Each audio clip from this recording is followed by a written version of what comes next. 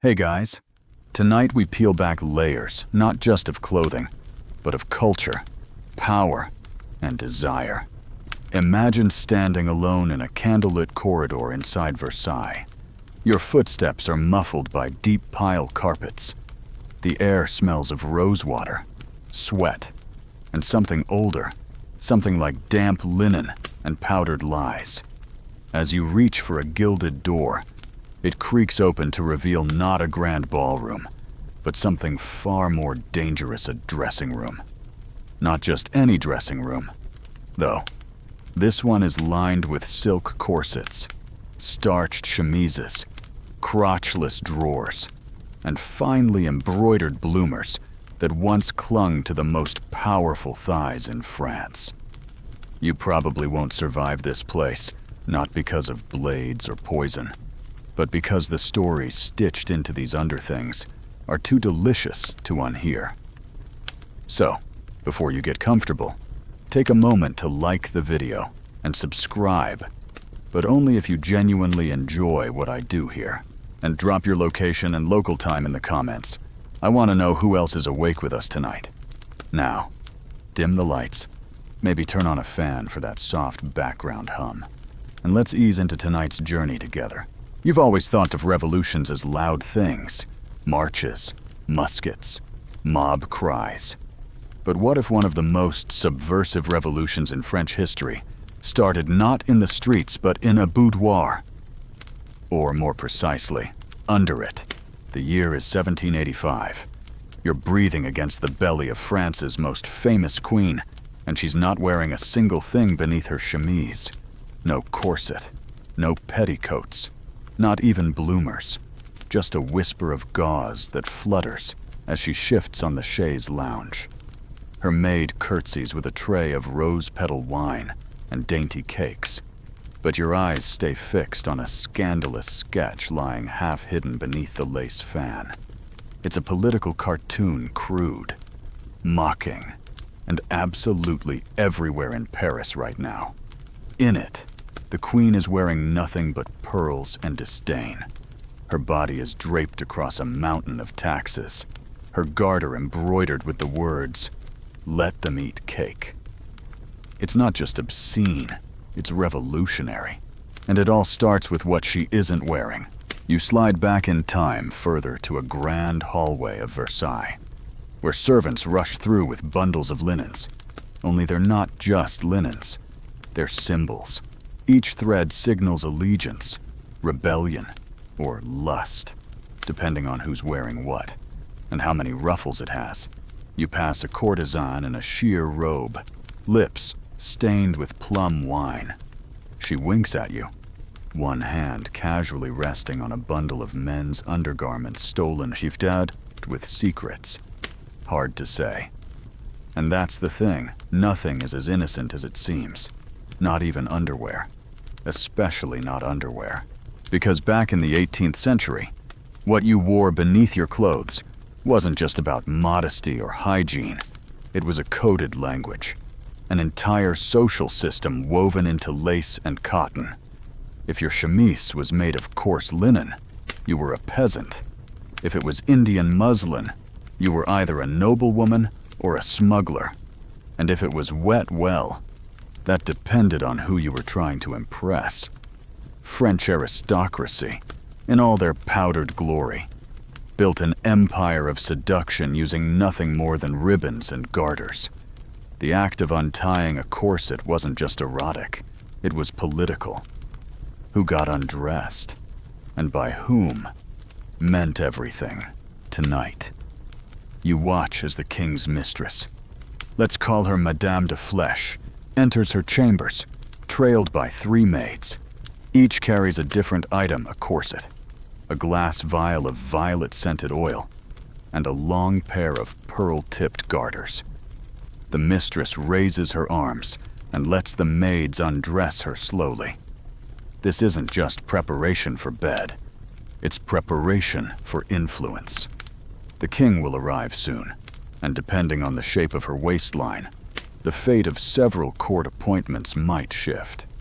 Because in Versailles, a well-fitted corset could mean a better naval commander, A suggestively torn chemise might nudge a new tax reform, and once, even a particularly daring pair of bloomers resulted in a war.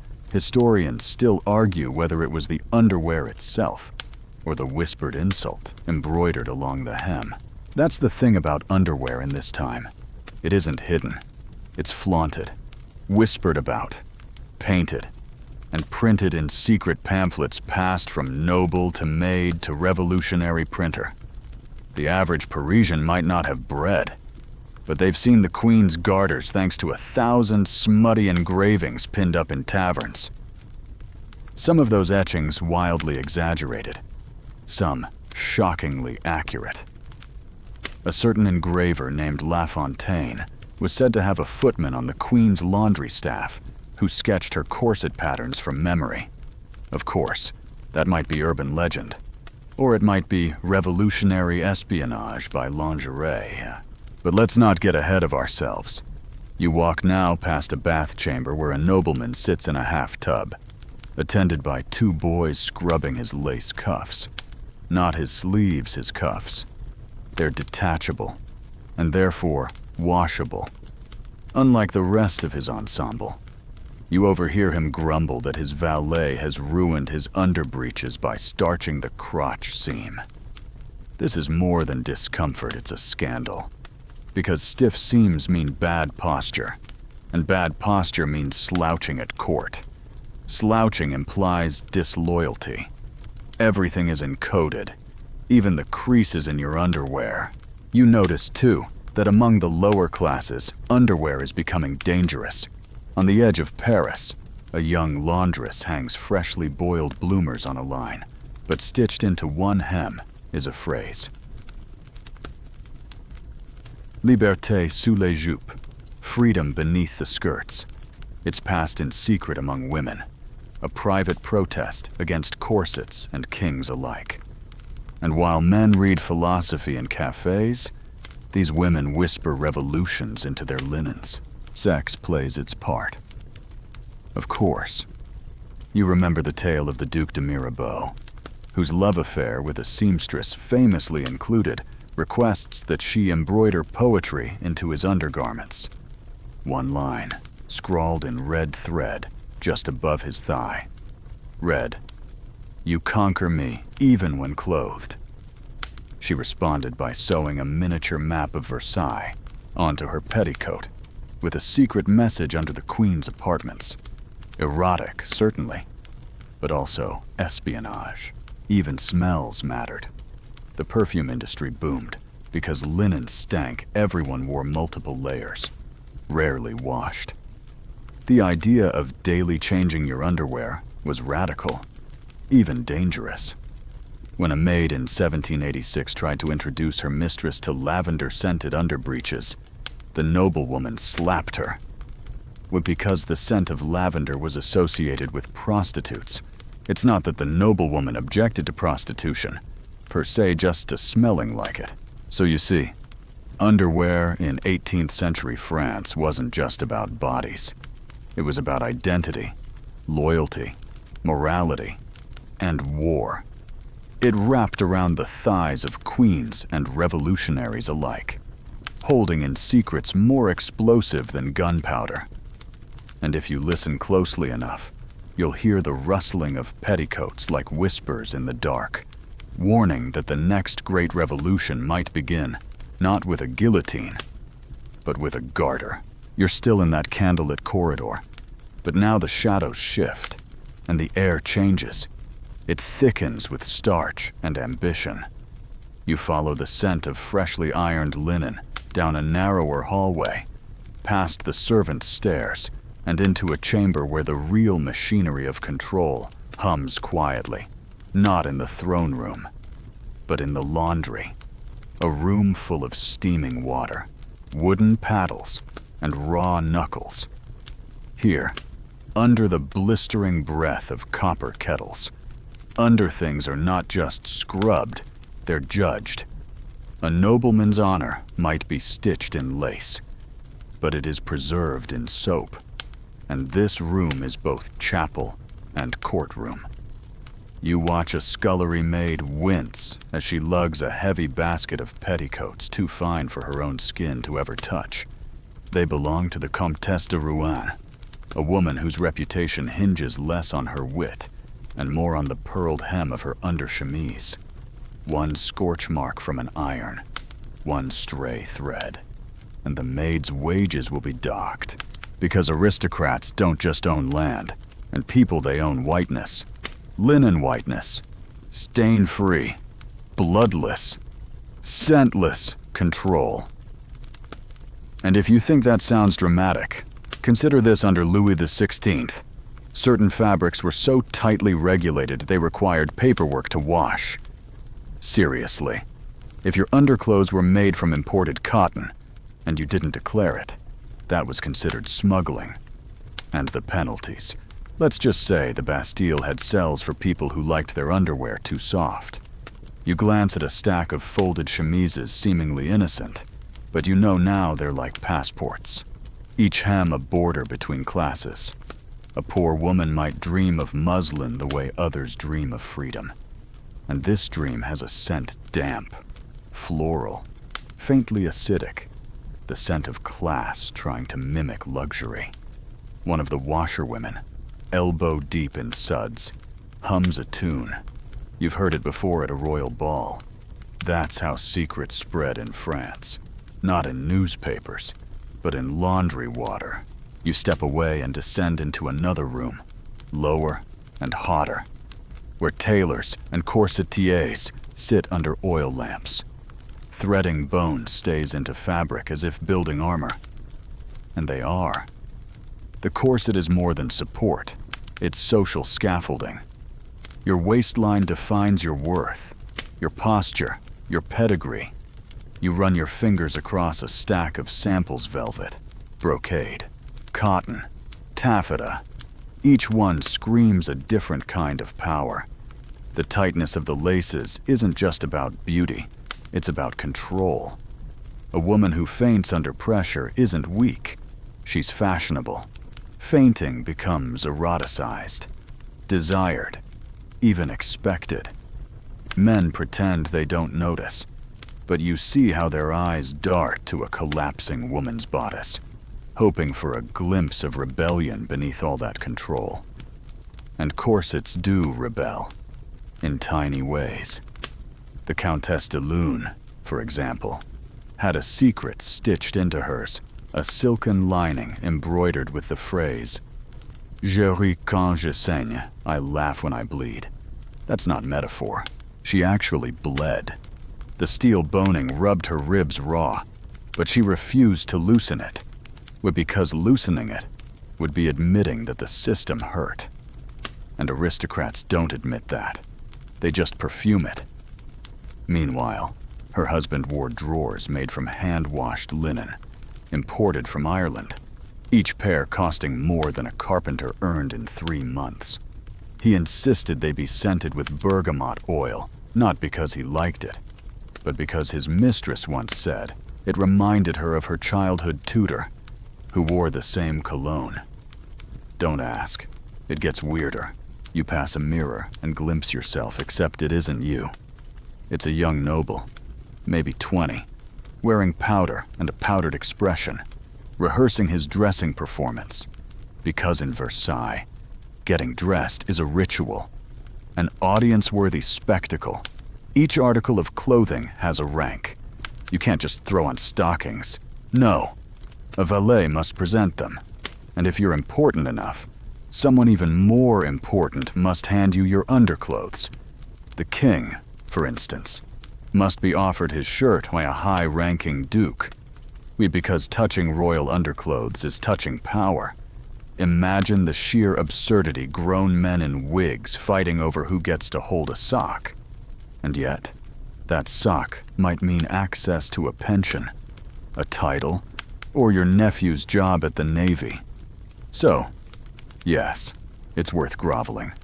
Now imagine what happens when one of those men missteps. When a valet accidentally grabs the wrong pair of breeches. That's not just a faux pas, it's a career-ending scandal. One count lost his lands because he mixed up a corset meant for the queen with one meant for her cousin. Both were white. Both had pearl buttons. But only one had tiny stitched bees, the mark of royal fertility. And fertility, in France, isn't just biological, it's dynastic. Corsets could make or break bloodlines. Now, let's talk about something even more volatile: bedroom secrets. You enter a chamber lined with tapestries, heavy with dust and history. In the center, a four-poster bed that once belonged to a marquise known for her unusual romantic tactics. She was rumored to remove one layer of clothing for every question the king answered correctly in a game of court trivia. Allegedly, he always failed the last question on purpose. Their trysts were famous not for what happened, but for what she wore: a black lace chemise with the word propriété privée, private property, stitched in silver thread across the chest. She claimed it kept the king curious. Historians still argue whether this was empowerment or performance. But either way, that chemise became legend. Knockoff versions flooded the markets of Marseille within weeks. Outside the palace, things are shifting. Revolution brews not just in pamphlets, but in panties. The bourgeoisie start wearing English-cut drawers. Why? Because English drawers have seams. French ones don't. This might seem small, but the presence of seams suggests permanence ownership. The French elite hated them. They said seams looked industrial, but young radicals adopted them with pride. Suddenly, having underwear with seams was a political statement. Seamless meant idle wealth. Seamed meant working conscience. You walk through a tailor's shop in the Marais, where a seamstress is quietly selling custom bloomers with subtle embroidery: a dagger, a broken crown, a clenched fist. She sews with purpose. Every stitch a whisper of dissent. Sex isn't absent in these stories. It's everywhere, of course, but often off stage, like in the tale of the Baronne du Charme, who maintained a lover from the opera house and insisted she wear nothing but stockings and gloves to dinner. She obeyed, of course, but also cleverly snuck in a tiny dagger tied to her garter. Why? Because the Baron had a jealous wife and a penchant for dramatic entrances. The dinner ended with a chandelier crash, 2 broken ribs, and a scandal that made it into a private newsletter read exclusively by foreign ambassadors and very bored duchesses. The gloves still on, and yet, beneath all this absurdity: corsets, crotchless gossip, undergarment diplomacy, you feel something tender, a heartbeat. Because even in a world obsessed with control, there's vulnerability here. The softness of linen against skin, the secret pleasure of choosing what no one sees, and the quiet power of a woman loosening her own stays. Not for a man, but for herself. That's the beginning of something new, something tremulous. You see it in the way servants glance sideways, in the way undergarments start to appear in revolutionary sketches, not as symbols of shame, but as badges of defiance. Underwear has become a kind of flag, and though it may be stitched in silk, it's carrying the weight of a very loud future. You find yourself in a chamber that smells of beeswax, powder, and perspiration masked with violet perfume, a room that belonged to a duchess whose name has faded in the records, but whose thighs remain vividly remembered. Not because she was a courtesan, though she certainly had lovers, but because she refused to wear anything beneath her layers of silk. It wasn't rebellion, she claimed, but comfort. Freedom.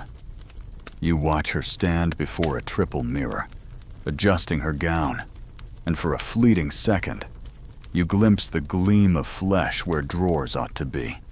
It's shocking, even now.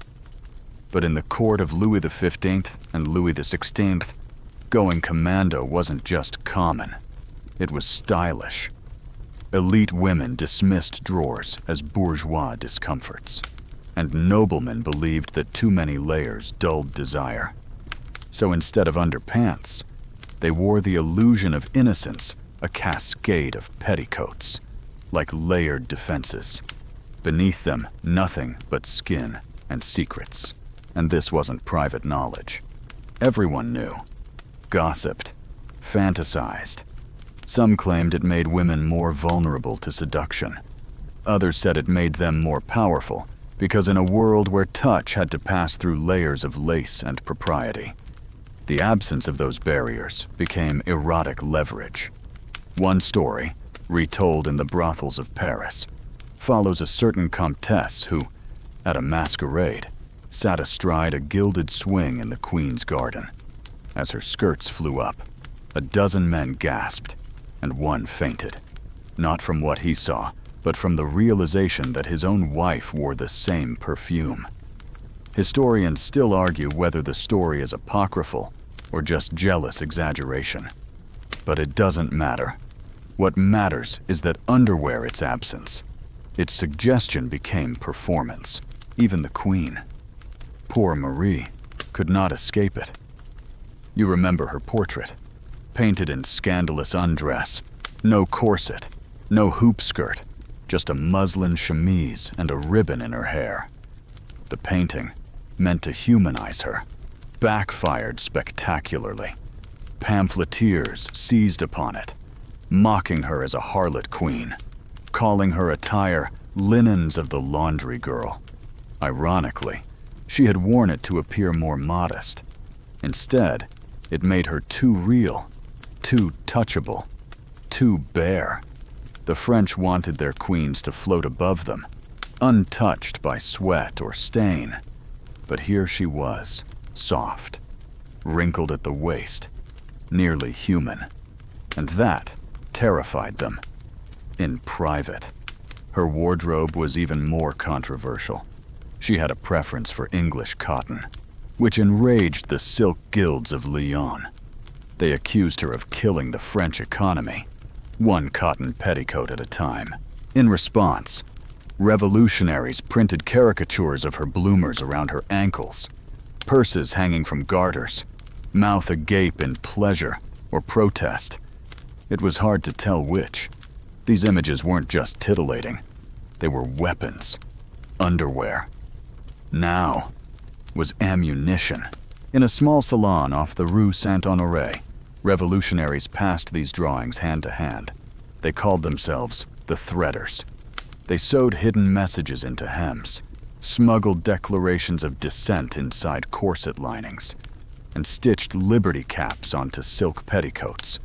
You watch a young woman, perhaps 17, iron a chemise before slipping it over her head.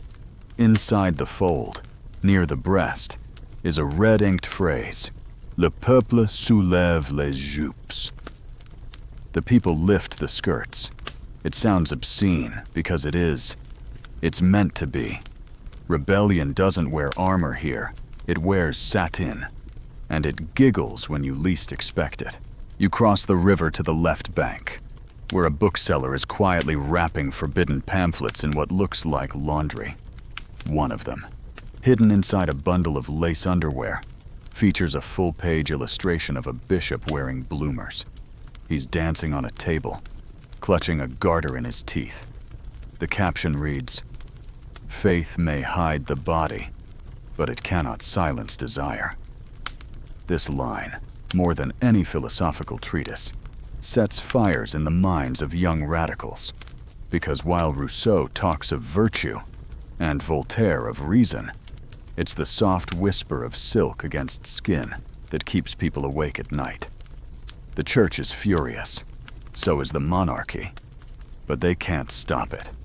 Underwear is spreading ideas faster than sermons or speeches, because it's intimate, immediate, and nobody expects to find revolution hiding beneath a petticoat. You step into a private theater where nobles play act revolution in a parody. A duchess plays a washerwoman. A marquis plays a fishmonger. They laugh, clink glasses, and pretend to be commoners. Their undergarments, ironically, are real, borrowed from their actual laundresses. One noble even brags that he borrowed his drawers from a real cobbler's apprentice. They applaud themselves for their empathy, for wearing the itch of linen on their pale thighs. But you know the truth, they'll wash the powder off by dawn and return the drawers by carriage.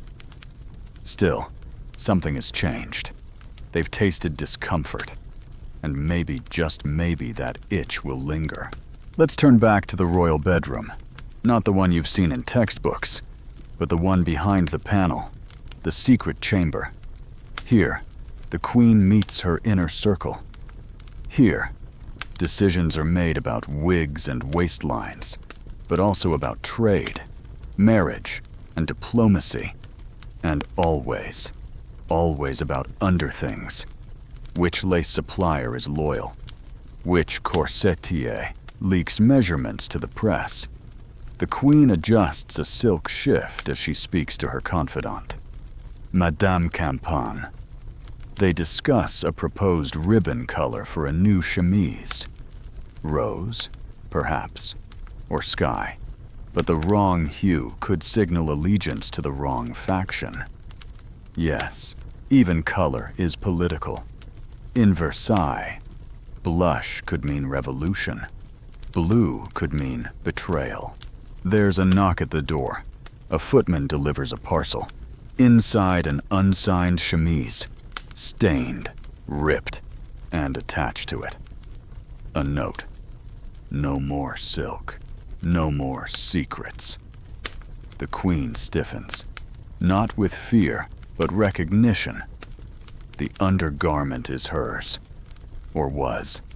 It had gone missing weeks ago, stolen from the laundry, perhaps, but returned now, transformed.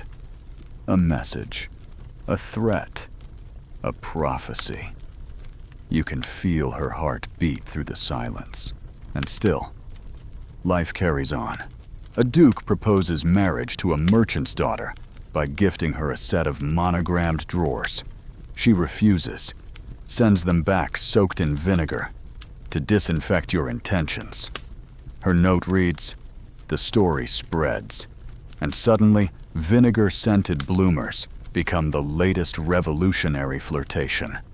You can almost smell them in the street, acidic, defiant.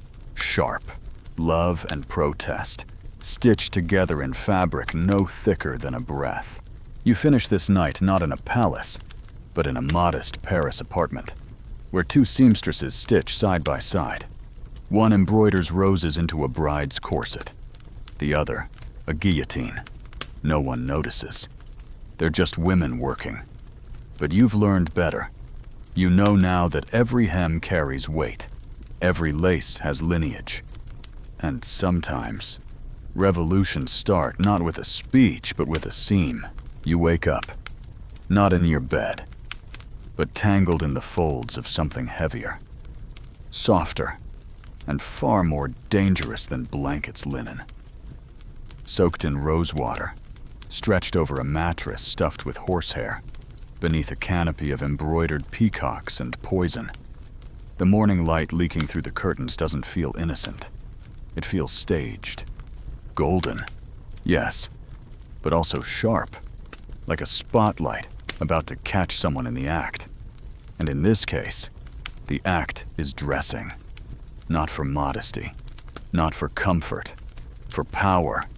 Before you even sit up, you hear them the footsteps of 3 maids, 2 valets, and 1 courtier.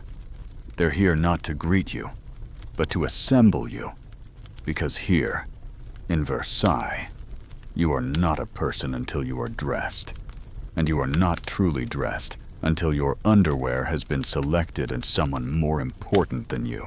You're not royalty, not yet, but you're pretending. And today, that's enough. A valet approaches, arms outstretched. holding a chemise that smells faintly of starch and something more carnal ambergris, maybe, or last night's confession. You slide it over your head, and it clings for a moment before settling like second skin. Then the corset stiff, pearl-laced, narrowed for theater more than breath. Laced not too tight, though just enough to give the illusion that you might faint if someone so much as whispers a scandal. That's part of the game. And next, the garters. Soft, ribboned, but in the knot of the left one, there's a note. Not a love letter, a list. Names of 3 courtiers who voted against your cousin in yesterday's council. Underwear, here, is not just intimacy. It's espionage. You tuck the note into your stocking. Smile. Step into your shoes. Now you're dangerous. Across the hallway, the Queen does the same. Not Marie, not today. This is a lesser duchess, but her gown is no less precise.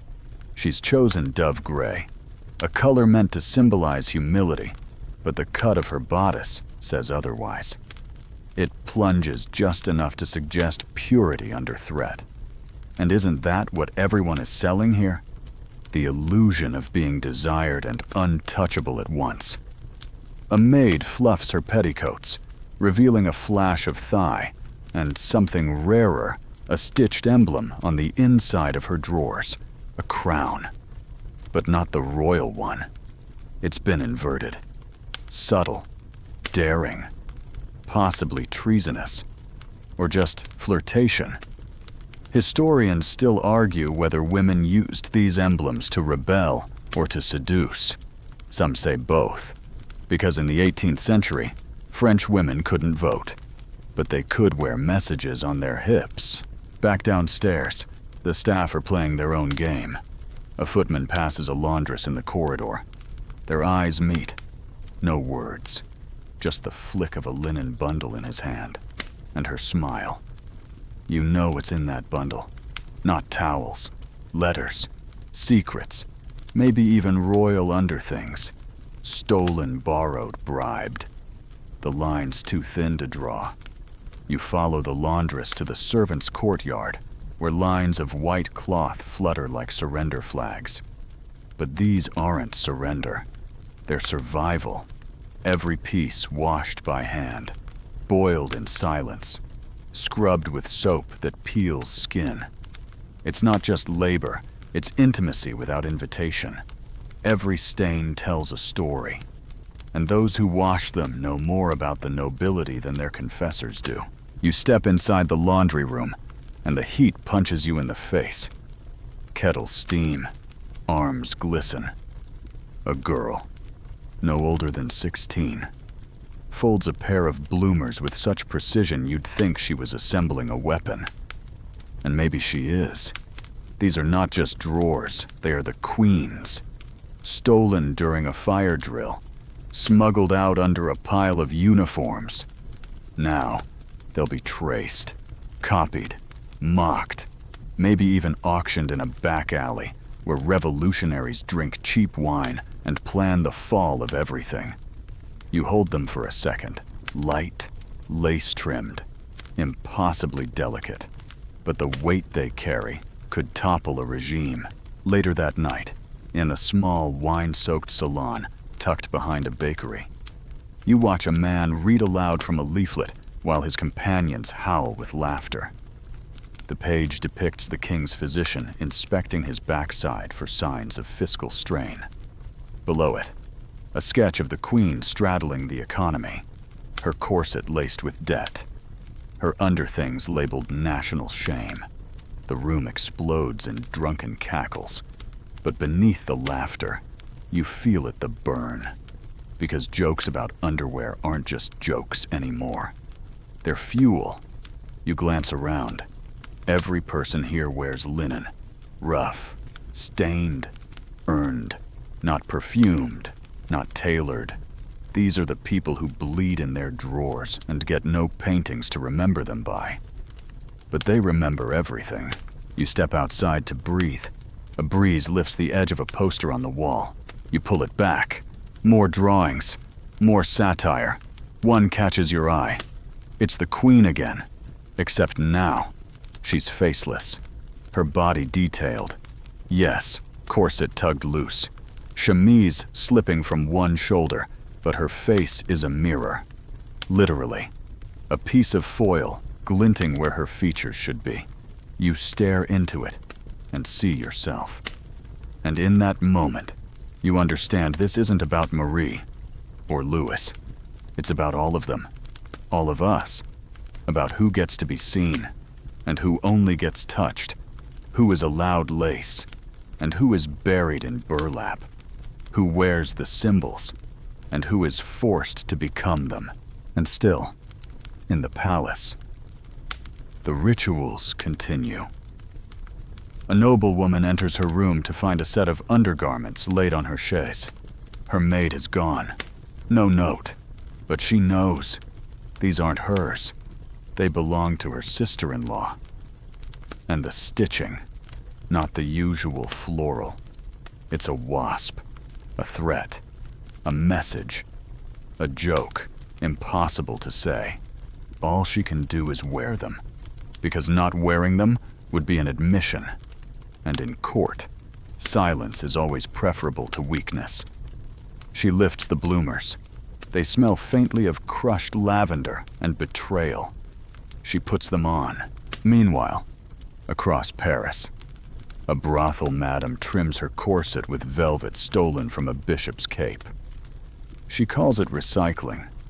Her girls laugh. One wears drawers stitched with a poem 4 lines, obscene and perfectly metered. She claims a prince once kissed them. Another swears a general wept into hers. You believe both, because here, underwear isn't evidence, it's currency. And everyone is investing. You end the night back in the queen's private chamber. She lies awake, staring at the ceiling, her chemise soaked in sweat despite the chill. Somewhere in the walls, mice scratch. Somewhere in the city, another cartoon prince. Her breath slows. She thinks of the weight of lace, of the heat under the wig, of the silence after the door shuts. Her maid approaches, offers her a fresh shift. She declines. Tonight, she sleeps in nothing. For once, she wants to feel the sheets, and maybe, just maybe, the truth. You open your eyes, and suddenly, you're in the middle of an argument. Not shouting, but whisper shouting. The kind that fills palaces without its echoing in the halls. 2 men stand in an antechamber beside the royal bedroom, their wigs powdered to perfection, their brows furrowed with fury. One clutches a folded chemise like it's a letter from the battlefield. The other gestures toward a stack of corsets, each delicately stitched with the royal monogram. They're not fighting over fashion. They're fighting over legitimacy.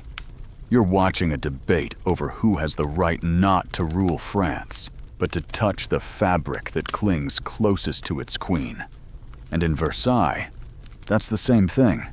Because in this world, proximity to the royal body, especially the parts it hides, equals influence, favor, power. This isn't about lust. It's about access. And access starts with linen. The man on the left, a chamberlain, insists that only he should be entrusted with the queen's underclothes. He's loyal, discreet, has the proper lineage. The other, a valet recently elevated to his station, argues that he has handled the king's breeches for 2 years without a single crease out of place. Their voices tremble, not with emotion, but calculation. One slip, one misplaced button, and they're out replaced by another ambitious man, willing to press undergarments at dawn for a hint of influence. You glance down. The chemise they're fighting over looks harmless, soft, white, a whisper of cloth. But in its weave are sewn appointments, pensions, inheritances. The Queen's undergarments have more political pull than entire assemblies. You try to remind yourself that it's just laundry. But even you don't believe that anymore. In another room, lit by the weak morning sun, a court physician holds his breath. The king sits across from him, breeches down, expression blank. The physician leans forward, inspecting not for disease, but for fertility. He notes the warmth of the skin, the angle of the scrotum, the elasticity of the underlining. He records it all, pen scratching against parchment, and somewhere between the folds, he whispers a prayer, not for health, for a male heir, because without an heir, the entire illusion collapses, and no corset, no lace garter, no perfumed drawer will keep the monarchy from unraveling. This moment is clinical, ridiculous, sacred, and no one jokes, not allowed. Later that evening, over an unnecessarily lavish dinner, rumors fly. One countess whispers that the king's last underdrawers bore a curious stain light brown, faintly ringed. It might mean stomach problems, or poison, or poor laundering. 3 possibilities, all equally scandalous. Because a man who can't keep his drawers clean can't keep a country. That's the unspoken truth humming through the dining hall, under the clink of silver and the heavy-lidded stairs. No one mentions politics, but everyone talks underwear. It's safer and sharper. You escape the suffocating perfume of roasted quail and step into the courtyard, where a young page practices walking in heels. Yes, heels, because in France, men wear them. Red, glossy, expensive. They elevate status, literally. He stumbles, laughs. A maid nearby giggles and offers him her hand. Her dress lifts slightly, revealing a flash of striped bloomers. Not noble, not even middle class. Peasant maid, but altered the waistband has been cinched with satin ribbon. A hybrid, a quiet rebellion. You notice the boy's eyes linger, not on her leg, but on the stitching. He recognizes it. He's seen it before. Worn it, perhaps in private, or in disguise. He whispers something. She nods. They disappear into the shadows. Lovers, possibly. Co-conspirators. More likely. In this era, both roles wear the same face. You follow their path to a hallway behind the kitchen, where aprons hang like flags of survival. Here, workers are off duty, but never off guard. A butler kneels to polish his own boots, an act usually beneath his station. But he does it now, quickly, without shame. His shirt sleeves are rolled, revealing underlayers frayed at the elbow. Someone offers him a newer undershirt, simple cotton, tight-stitched. He hesitates, accepts, but before putting it on, he checks the collar. You think it's habit until you notice the faint embroidery, a series of tiny circles, stitched in pale blue, almost invisible. A symbol used by a radical pamphlet group, whispered to be planning something at the next public execution. The butler pulls the shirt over his head, adjusting the cuffs with the care of a man putting on armor. In the lower room of the palace, 2 seamstresses sit across from each other at a candlelit table. Between them, a half-finished pair of drawers, intended for the youngest daughter of a duke. The lace is hand-knotted, imported, forbidden. One seamstress hums as she works. The other frowns. She's adding something to the inside flap, a message. Stitched in a code only 3 women in the city can read. It's not just a name or a date. It's a location, a meeting. And the seamstress knows the girl who wears these drawers won't know. But her governess will. And the governess will pass the drawers to her brother. and the brother will unfold them in a cellar, beside gunpowder and candlelight. This is how revolutions start in bedrooms, in laundry baskets, in the space between fabric and skin. Back in the palace, the queen stands before a full-length mirror. She's already in her petticoat, her corset laced, her arms raised slightly as a maid adjusts the ruffles at her shoulders. The queen doesn't flinch, doesn't blink. She's looking at something just beyond the glass. Her own reflection is clear, but her mind is elsewhere. Perhaps on a note slipped into her gloves that morning, or on a rumor of a noblewoman arrested for smuggling bloomers, dyed with revolutionary slogans, her hands lower. She whispers to her maid, "Not the pink ones, the ivory." The maid nods, disappears, returns with a bundle of underthings, delicate, unassuming. But the queen's fingers tremble when she touches them. Not because she fears arrest, but because she fears history. She knows that 100 years from now, some scholar will dig through letters and ledgers and find this moment, this choice, and wonder why she wore ivory on the day the mobs reached the outer gate. You walk outside, past the marble fountain where lovers used to sneak kisses behind feathered fans. Now, it's a meeting point for pamphleteers. One man stands with his back to the statue of Neptune, tossing bundles wrapped in rags to a boy with ink-stained hands. You watch as the boy unwraps one. Inside is a corset, sliced down the middle. Stuffed inside are 30 sheets of printed rage. The boy grins, wraps the corset back up, and vanishes into the dusk. And as night falls, you notice something strange. The wind shifts. The silence deepens. Somewhere in the distance, a bell tolls not for mass, not for court, but for change. And all across the city, people adjust their waistbands, smooth their undershirts, tighten their garters. They dress not for sleep, but for action. Because when the outer garments fall, and only the underthings remain then, and only then, does France reveal who she truly is. The night in Paris never truly sleeps. It paces, it prowls, it shifts its weight from one alley to the next, pausing beneath shutters, just slightly ajar, breathing down the necks of aristocrats who pretend not to hear. And tonight, beneath that sky the color of bruised velvet, a woman walks with purpose. She's not a queen. She's not even a noble. But every step she takes is measured, deliberate, sharp. Her name is Léonie, a laundress by trade. And tonight her basket doesn't carry drawers or corsets. It carries something more combustible, a stack of freshly printed broadsheets rolled tightly into a bundle of bloomers.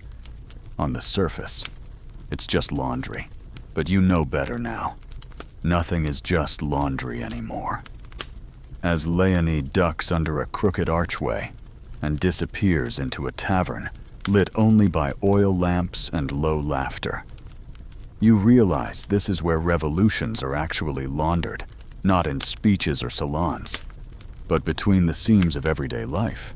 Inside, the tavern is warm with bodies and sweat, and the clink of glasses filled with wine too cheap to taste. The crowd isn't loud, but it's alive. Merchants, seamstresses, apprentices, a few disguised nobles, and one man with ink-stained fingers and a limp. He takes the bundle from Léonie without a word, checks the bottom for the red-stitched ribbon that marks it as unsearched, and nods, just once. Transaction complete. Around them, the conversations drift from taxes to rumors, then settle inevitably on underthings. Did you hear? One woman mutters. They caught the bishop's niece with bloomers stitched full of Voltaire quotes. Another replies, yes, and they let her go, because her uncle said the quotes were embroidered backward, so they couldn't possibly be read. Clever girl. They laugh. but you feel the edge in it. These jokes have teeth. You sip your drink and listen. Meanwhile, not so far away, inside a drawing room stuffed with gold-leafed furniture and the kind of rugs that never see bare feet, a different conversation is taking place.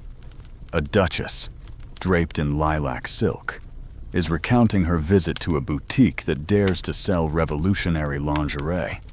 She says it with a wink, but her hand trembles slightly as she adjusts her lace cuff.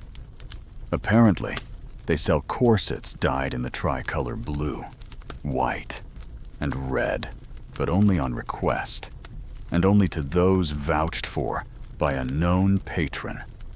The woman she names is a midwife. No one gasps, but every eye widens, because in 18th century France, a midwife is not just a caretaker of bodies, she's a gatekeeper of secrets. And now, apparently, a distributor of symbolic underwear. What a time to be alive. You drift through the room, watching as fans flutter and glances dart. One gentleman leans close to a marquise and whispers something about a garter inscribed with "Down with the King." She raises an eyebrow and says, "Only if it's silk." And just like that, the room forgets to breathe for a moment, because even humor, here, is dangerous, but also irresistible. The marquise smooths her skirts and returns to her wine, and no one mentions it again. Until, of course, it ends up in a letter, or a painting, or a poem no one will admit to writing. Outside, the streets sweat with tension. And somewhere, beneath a hay-filled mattress in a one-room flat, a young tailor lies awake staring at the ceiling. He's sewn 14 pairs of underdrawers this week, none for himself. 3 for ladies who claim to be aristocrats in hiding. 5 for servants who pay in secrets. 2 for a man who says he's a printer, though he smells of gunpowder. And 4 for a woman who didn't speak a word, only handed him a note folded into the shape of a dove. He didn't read it, but he kept it. Now it's in his shirt pocket, over his heart, just in case. You shift scenes again, to a convent. Yes, a convent. Even here, underwear is war. A young nun kneels in the laundry courtyard, scrubbing a pile of linen with practiced intensity. Another approaches, holding something in her apron, a pair of men's underpants. She says they were found behind the chapel. No one claims them. No one wants to. But the Mother Superior says to burn them, lest temptation linger in the fibers. The young nun obeys, but not before checking the waistband. She finds nothing. But that's the thing, absence, too, is a message. Because who leaves behind their drawers in a convent? And why? These are questions that unlace themselves at night, like whispers behind veils. At the Louvre, which still functions as a palace rather than a museum, a painter prepares a commission. His subject is the Queen. Not Marie Antoinette this time, but a distant cousin young, pensive, with eyes that seem too aware. She poses in a gown of powder blue silk, the folds arranged to suggest both chastity and challenge. But beneath the gown, she insists on wearing English-style bloomers. The painter notices, says nothing, but he shifts the lighting just so, letting the fabric suggest what it hides. When the painting is unveiled weeks later, the critics will call it ambiguous. They'll say she looks too real, too modern. They won't know why. But you do. Across the Seine, in a bookbinder's shop, an elderly woman repairs a tattered volume of poetry. Hidden in the binding, she finds a scrap of linen dyed red, frayed at the edge, barely the size of a handkerchief. She presses it flat and sees, in careful black ink, the phrase, "Chaque couture, Un arme. Each stitch, a weapon. She smiles, slips it into her apron, and continues sewing. She doesn't need to know where it came from. She knows where it belongs. Night deepens. The moon rises higher, and in a narrow lane behind the Palais Royal, two figures meet beneath a broken street lamp. One carries a dress box, the other, a pistol. They trade silently. The pistol disappears beneath a cloak. The box opens to reveal a corset. Not just any corset, this one has been hollowed. Its boning replaced with rolled parchment. Its bust stuffed with wax-sealed documents. Orders, names, maybe maps. Who can say it smells of lavender and glue, and betrayal, and hope? You take one last detour tonight, back to the Queen. She stands alone in her private quarters, brushing out her hair, her reflection candlelit and tired. On the bed, her shift is laid out, white, fresh, lined with lace hand-picked from Chantilly. At the hem, a seamstress has added a flourish, a tiny stitched moth. Harmless, decorative, almost invisible. But moths eat fabric, undermine it slowly, quietly, from the inside out. The Queen stares at it for a long time, then picks up the shift and puts it on. In the final quiet of this strange, restless night, all across France, women and men adjust their layers, tighten ribbons, undo knots, sew messages, remove stains, fold, launder, and lay flat the armor of intimacy. Underwear, once private, now speaks. It chants. It swears. It revolts. And whether made of silk or homespun, it's ready. Not for fashion, not even for seduction, but for change. You wake in a room you don't recognize, not because it's unfamiliar, but because everything in it whispers luxury so loudly that your ears forget what quiet sounds like. The walls are velvet, the floor an ocean of carpet, and the bed, well, the bed is wide enough to drown politics in. At its foot stands a woman in a robe so sheer it might as well be mist. Her feet bare on the marble, a cup of dark chocolate trembling faintly in her hand. She doesn't look at you. She looks at the mirror, where another version of herself stares back with eyes lined in kohl and boredom. And under the robe, you can just make out the edge of drawers embroidered, crimson, with a lace panel so fine it might dissolve in breath. This is not Versailles. It's not even France. It's Vienna. But the politics are the same, because underwear has borders. Yes, but gossip slips through them like steam through a corset. You learn her name is Elise. She's not a queen, but she's slept beside a king, or a general, or someone who owns a dozen cannons and a conscience like Swiss lace full of holes. And while France burns on the edge of revolution, Elise trades silk secrets for safety.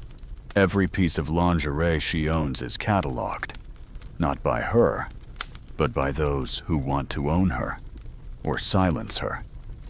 The underthings aren't garments anymore. They're leverage.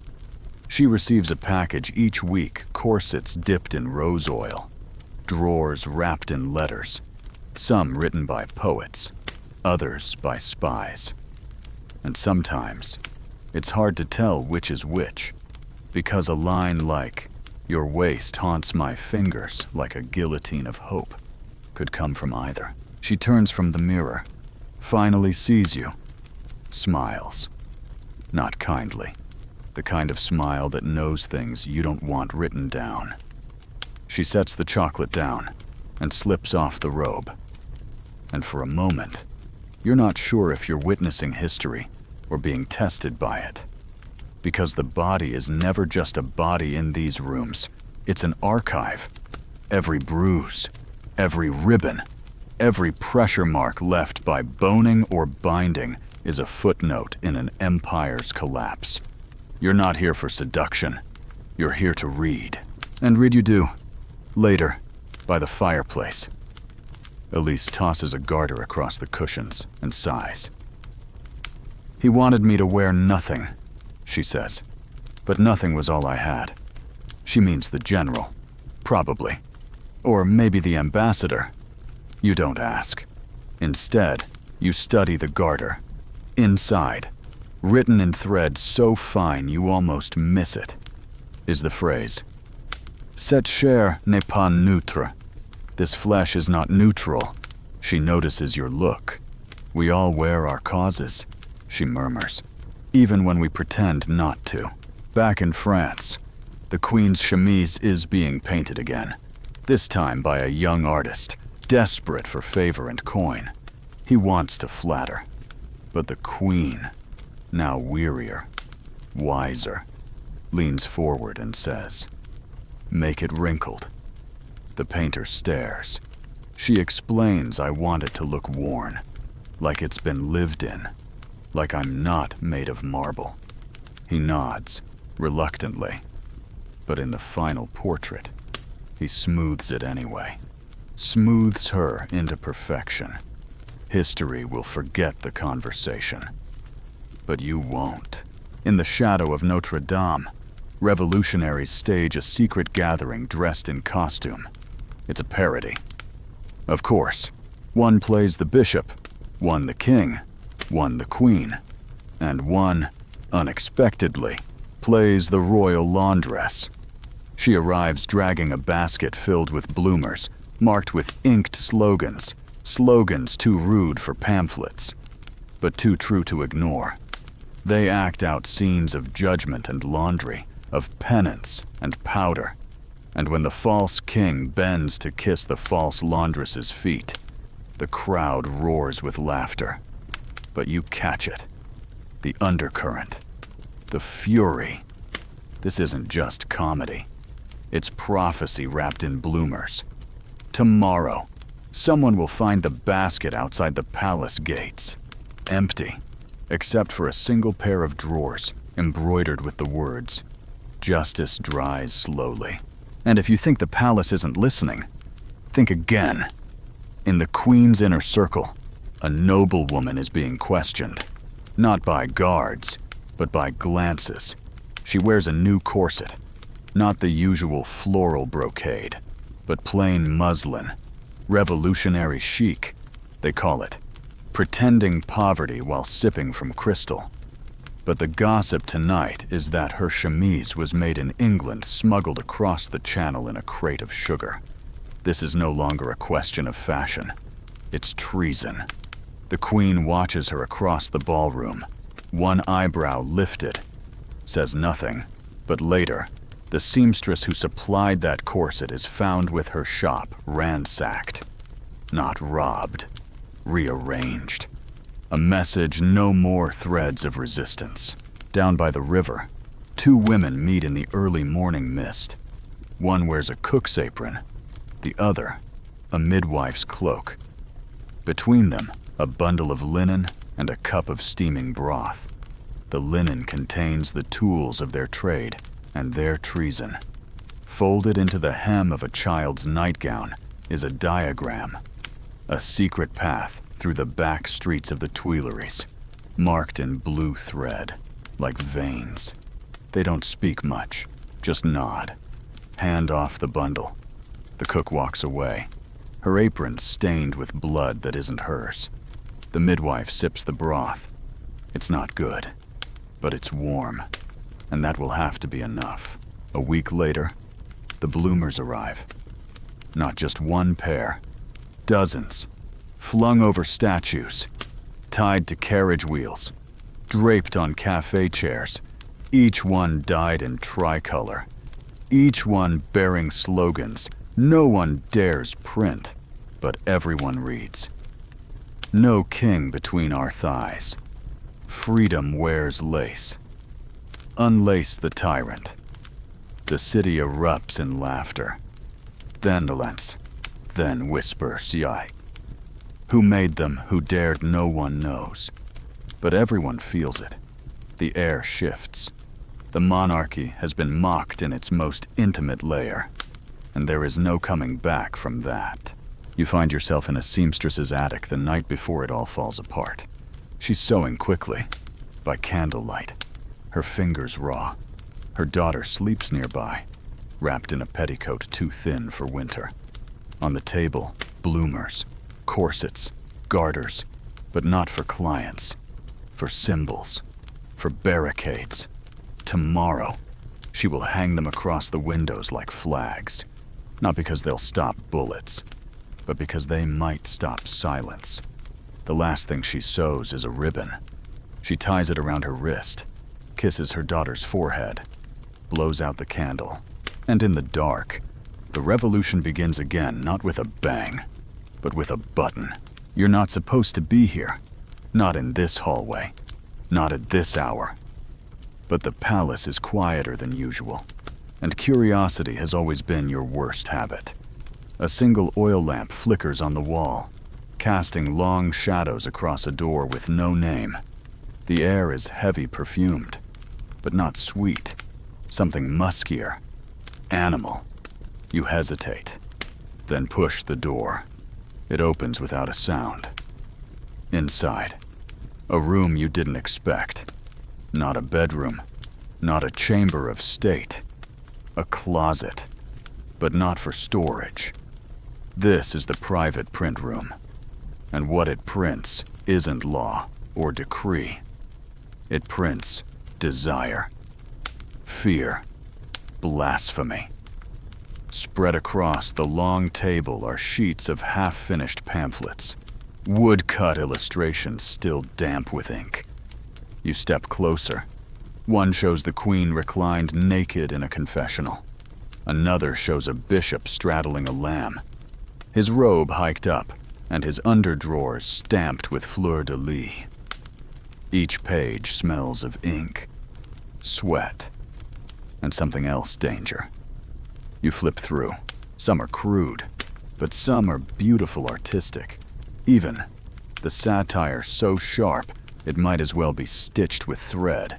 Behind you, a cough. You turn. A man in a loose white shirt leans against the doorway, ink on his hands. Charcoal smudges under his eyes. He doesn't look surprised to see you. "You found the palace's true altar," he says. "This is where we confess our truths."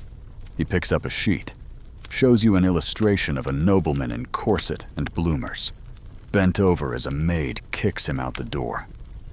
The caption reads, "Power undone by laundry." He laughs, but there's no cruelty in it. "We used to fear swords," he says. "Now we fear satire."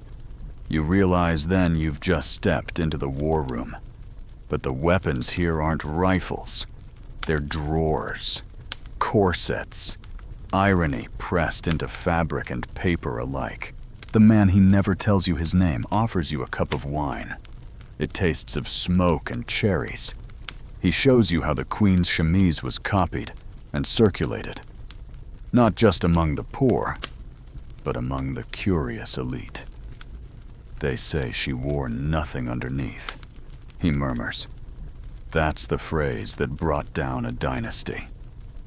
You sip again. The wine warms your throat, but your chest tightens. Not from the alcohol, from the realization that France has become obsessed not with what the queen says, but what she wears. Or doesn't. The next morning, you follow a servant through the halls of Versailles. She carries a laundry basket that's far too elegant for common linens. Inside, carefully folded, is a corset once owned by Madame de Flèche, the king's former mistress. It's cream-colored, silk-lined, with boning made from polished whale tooth. The laces are dyed faint pink from too many wears, but the bust is pristine. Rumor says she wore this corset during her final audience with the king, when she was dismissed from court and sent to a convent.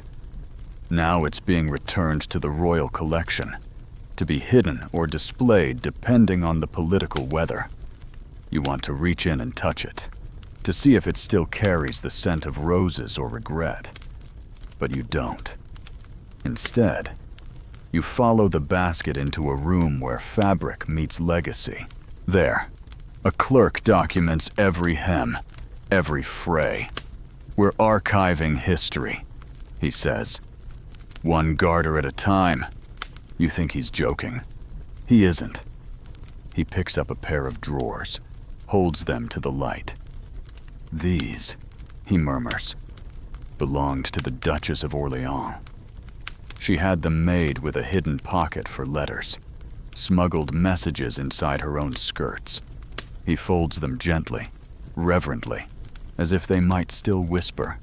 And maybe they do, because even you begin to hear it, a soft rustle, not of fabric, but of memory refusing to fade. Later, in the city, the whispers grow louder. In every salon, every tavern, people aren't quoting philosophers.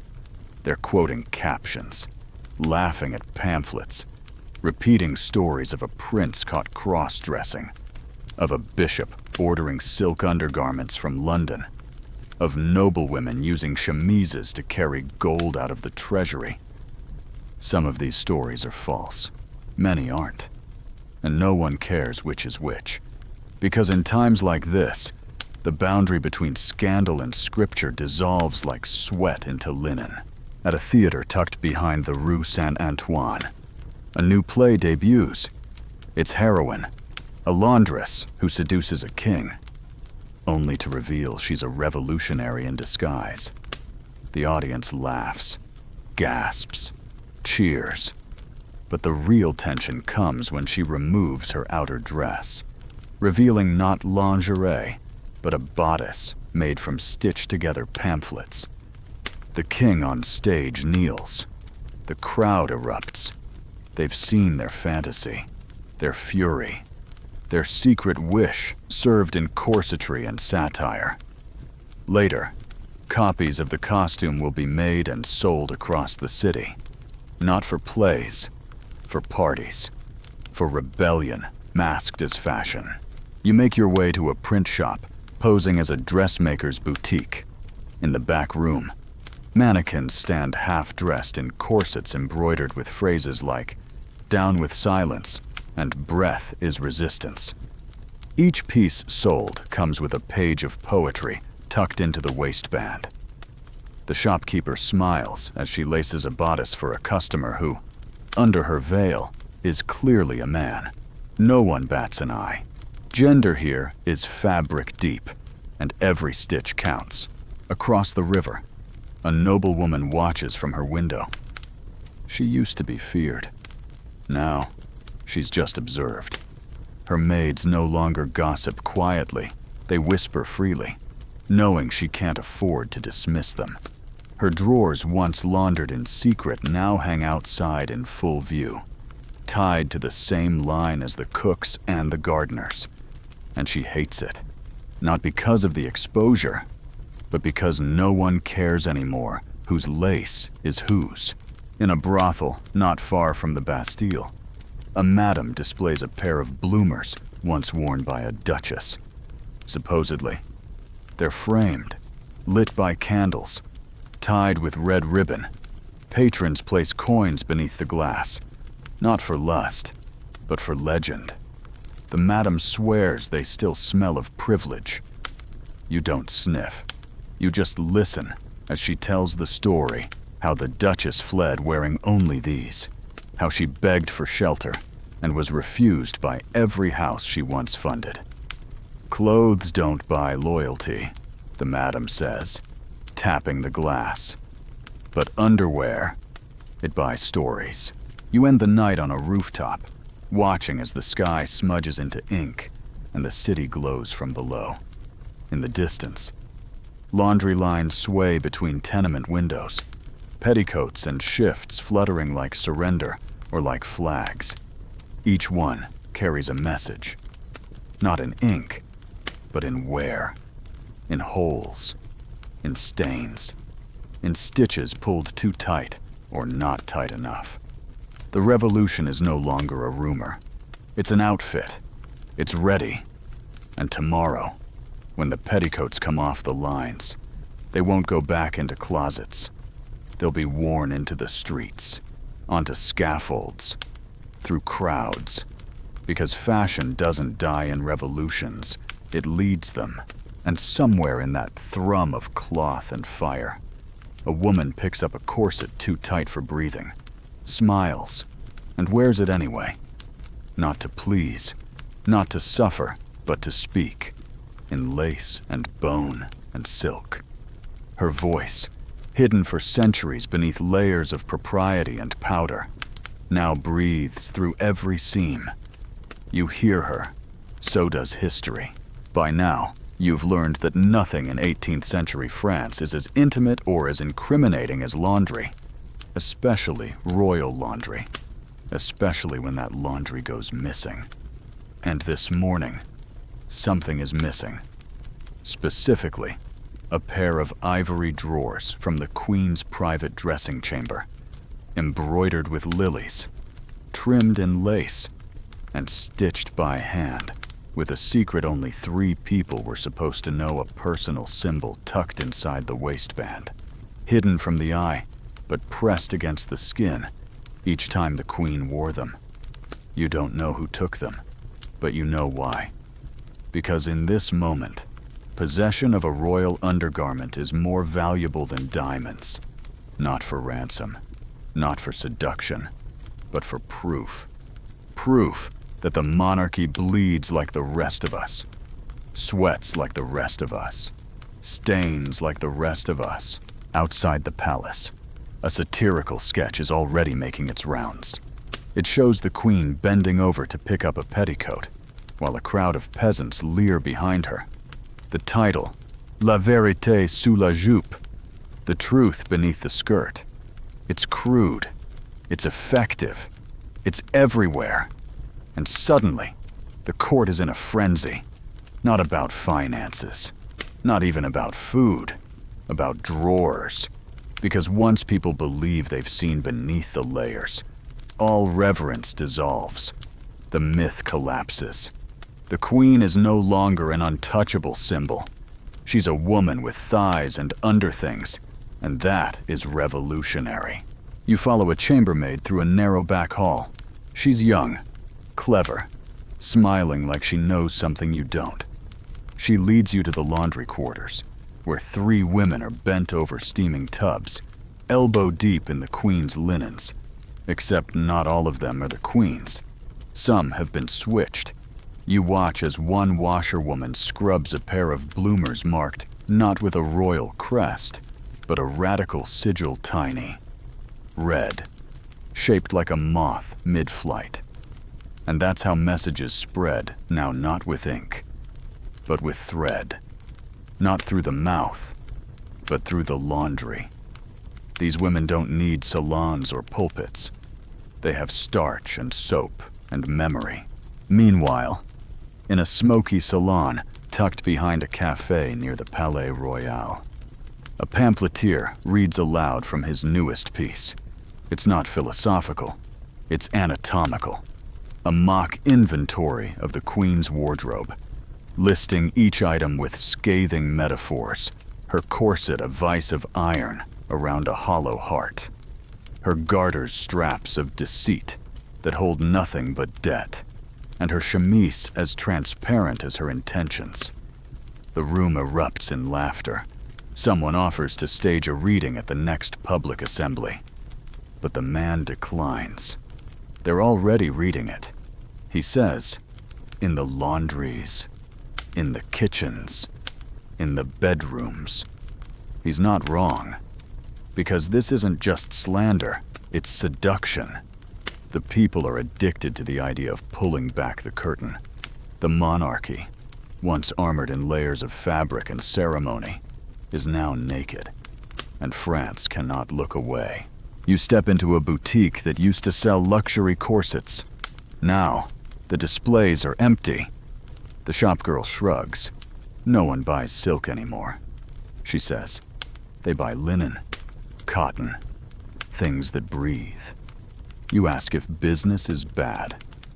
She grins. Business is different. She lifts a box from beneath the counter. Inside, underthings embroidered with mottos. Liberté sous chaque couture. Sang et sueur. Pas satin. Unlace the future.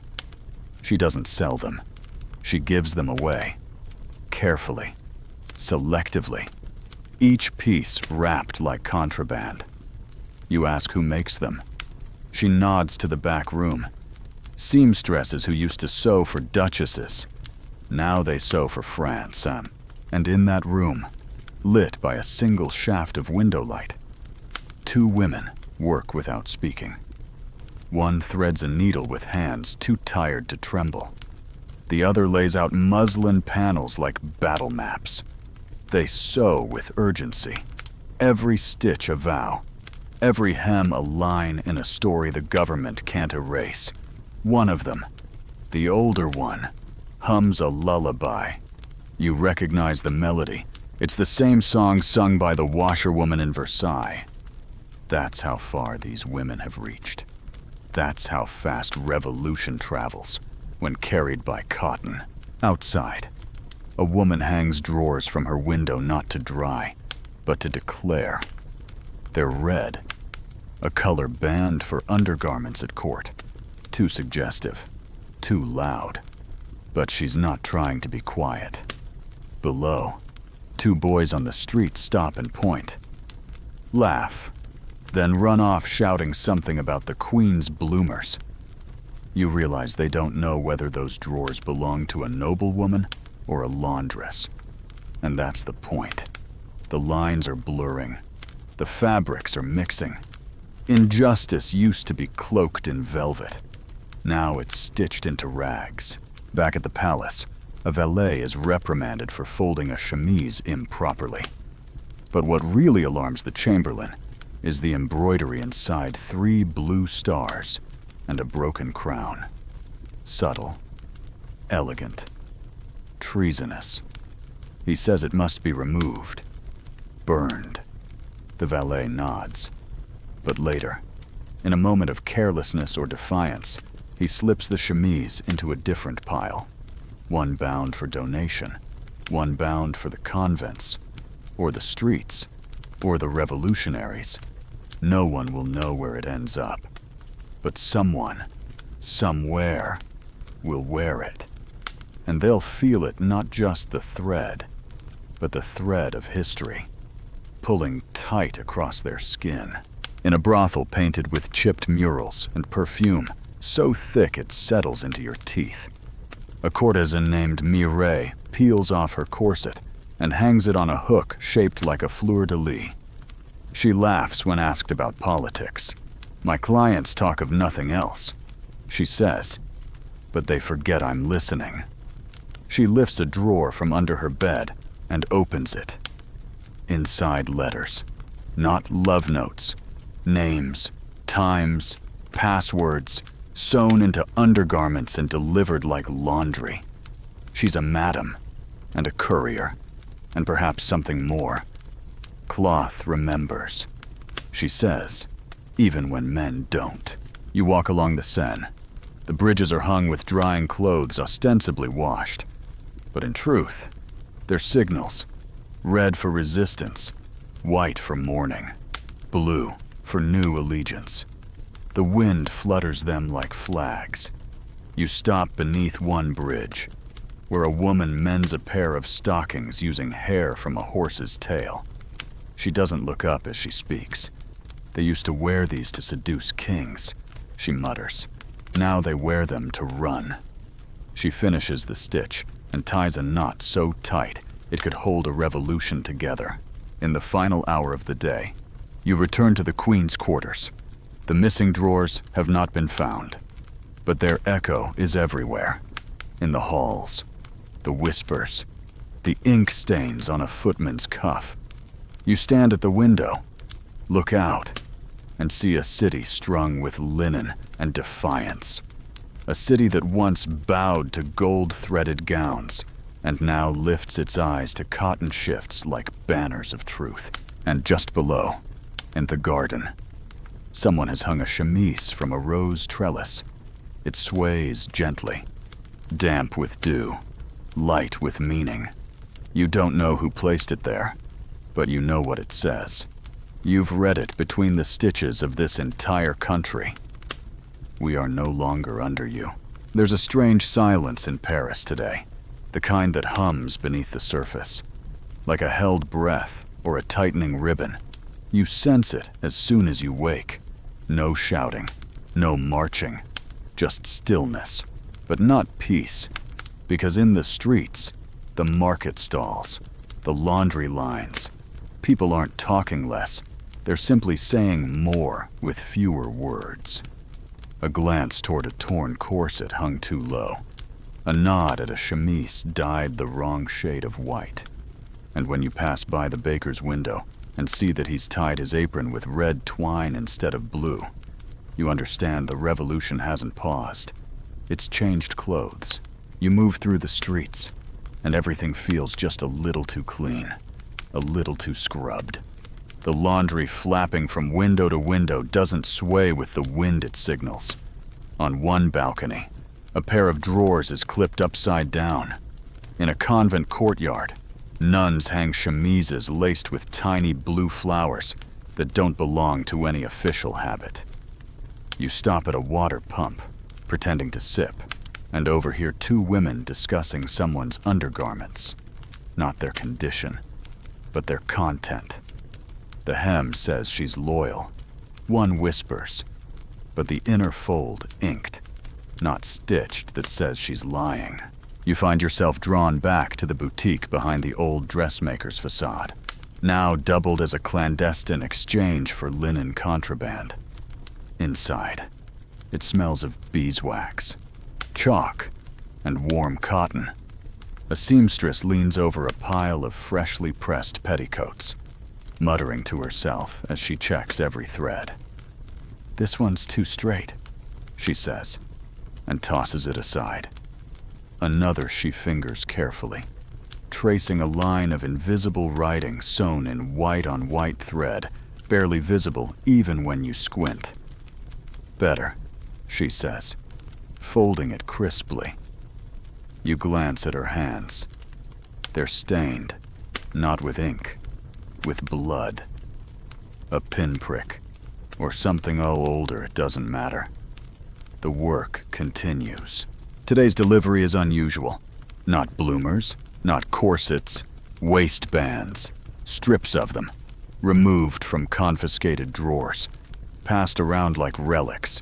Some still carry buckles, others just the faint scent of lavender soap. Each one carries a word, not embroidered, but burned, literally scorched into the weave by candle and needle. Words like regret, hunger, answer, never. You watch a young courier, barely 16, roll them into a bundle and tuck it under his coat. He looks you straight in the eye, doesn't flinch. He's already seen more revolution than most of the nobility ever will. Back at the palace, panic wears pearls. The Queen's inner circle has begun stripping their wardrobes not to flee, but to sanitize. Anything with lace too delicate, ribbon too red, stitching too stylized gets tossed, burned, or buried. Seamstresses who once embroidered romantic initials now unpick them by candlelight, muttering prayers that no one sees the outline left behind. But linen remembers. Once thread has passed through fabric, it always leaves a scar. You walk past a tailor who stares at a pair of bloomers he made just last spring. They were for a duchess. Now, she's dead. Guillotined. The fabric is still perfect, soft as a sigh. He holds them like they might bite, then drops them into the fire without a word. Down in the Marais, another boutique opens its back room to a different clientele: soldiers. Not yet official, but forming. They're not looking for armor. They're looking for identity. and they're finding it in undergarments repurposed as flags.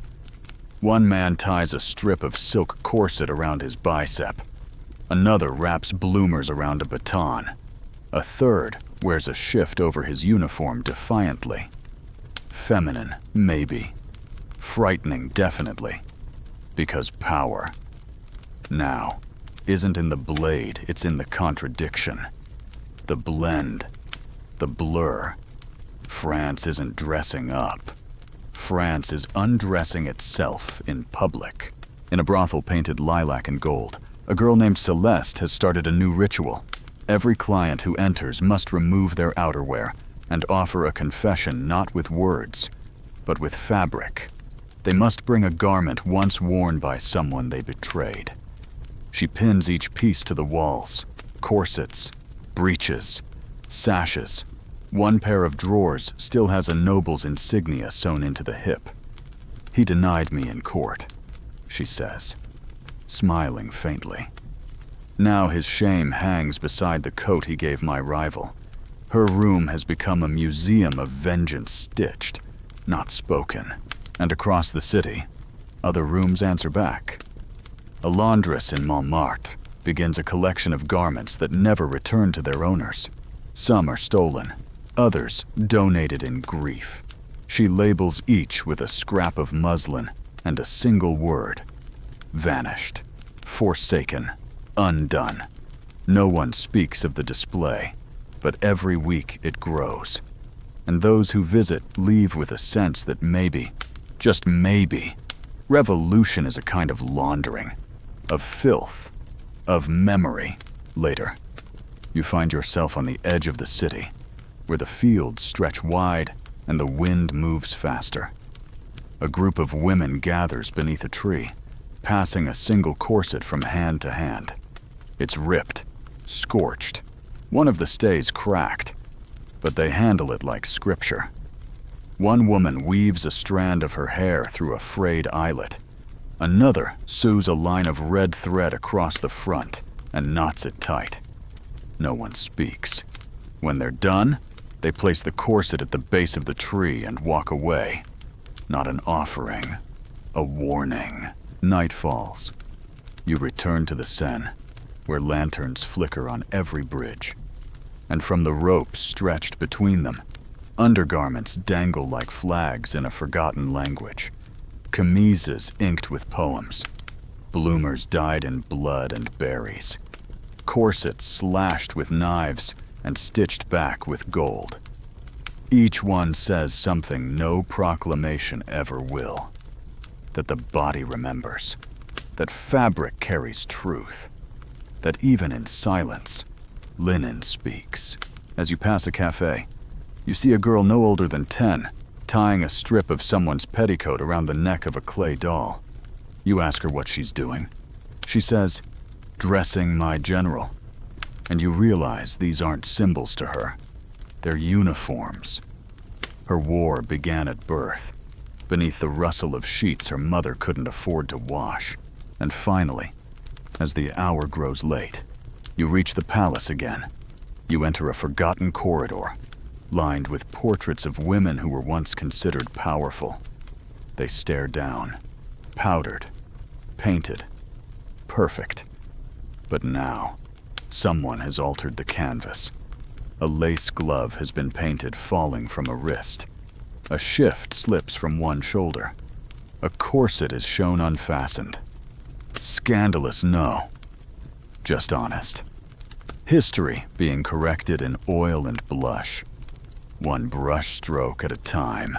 You close your eyes and hear it the sound of 1,000 seams pulling taut. Not from movement, from memory. France has rethreaded herself. Not with declarations, not with swords, with underwear. And the story isn't over. It's just being ironed. You wake to the sound of lace snapping. Not violently, but with a tired sigh. Like a seam surrendering after too many pulls. It's early before the bells, before the baker's carts creak over cobblestones. Outside your window, the laundry lines are already full, swaying like prayer flags. But this morning, something's off. There's a chemise tied with a noose at the end. It flutters too calmly. A message, not mourning. You step closer and see what's stitched into the neckline, not a name, but a phrase. Je me délasse de vous. I unlace myself from you. And with that, you know something broke last night. Not loudly, not publicly, but somewhere behind a velvet curtain or under a canopy bed. A woman finally said no, not with her mouth, but with her corset. Or more precisely, without it. Because in a city built on ceremony and symmetry, the most radical thing a woman can do is wear nothing at all. Not for seduction, not for shame, but for herself. The news arrives slowly, not in headlines, but in habits. At the Queen's toilette, her ladies are silent. One of them, Jean, refuses to wear her stays. Says they pinch, says the bones dig into her sides. But what she doesn't say, and everyone hears anyway, is that she won't tighten herself for a crown that's unraveling. She's not dismissed, not yet. But her gloves aren't ironed, and her tea is late. And in Versailles, that's the beginning of exile. You wander through the Petit Trianon, where the Queen once played shepherdess. The garden is unkempt now, not wild abandoned. A corset hangs from a tree like fruit. Bees buzz around it. A peasant boy tosses stones at the statue of Flora, and no one stops him. In the faux dairy, 2 courtiers sit on overturned milk pails, drinking wine from pewter cups. They speak softly about taxation, loudly about fashion. One says his wife has taken to wearing only drawers and a shawl at night. The other admits he likes it. She looks more French. He says, less royal. They clink cups and laugh. Neither realizes what they're saying. Back in Paris, women walk differently. Not all. Not yet. But enough. Their skirts move freer.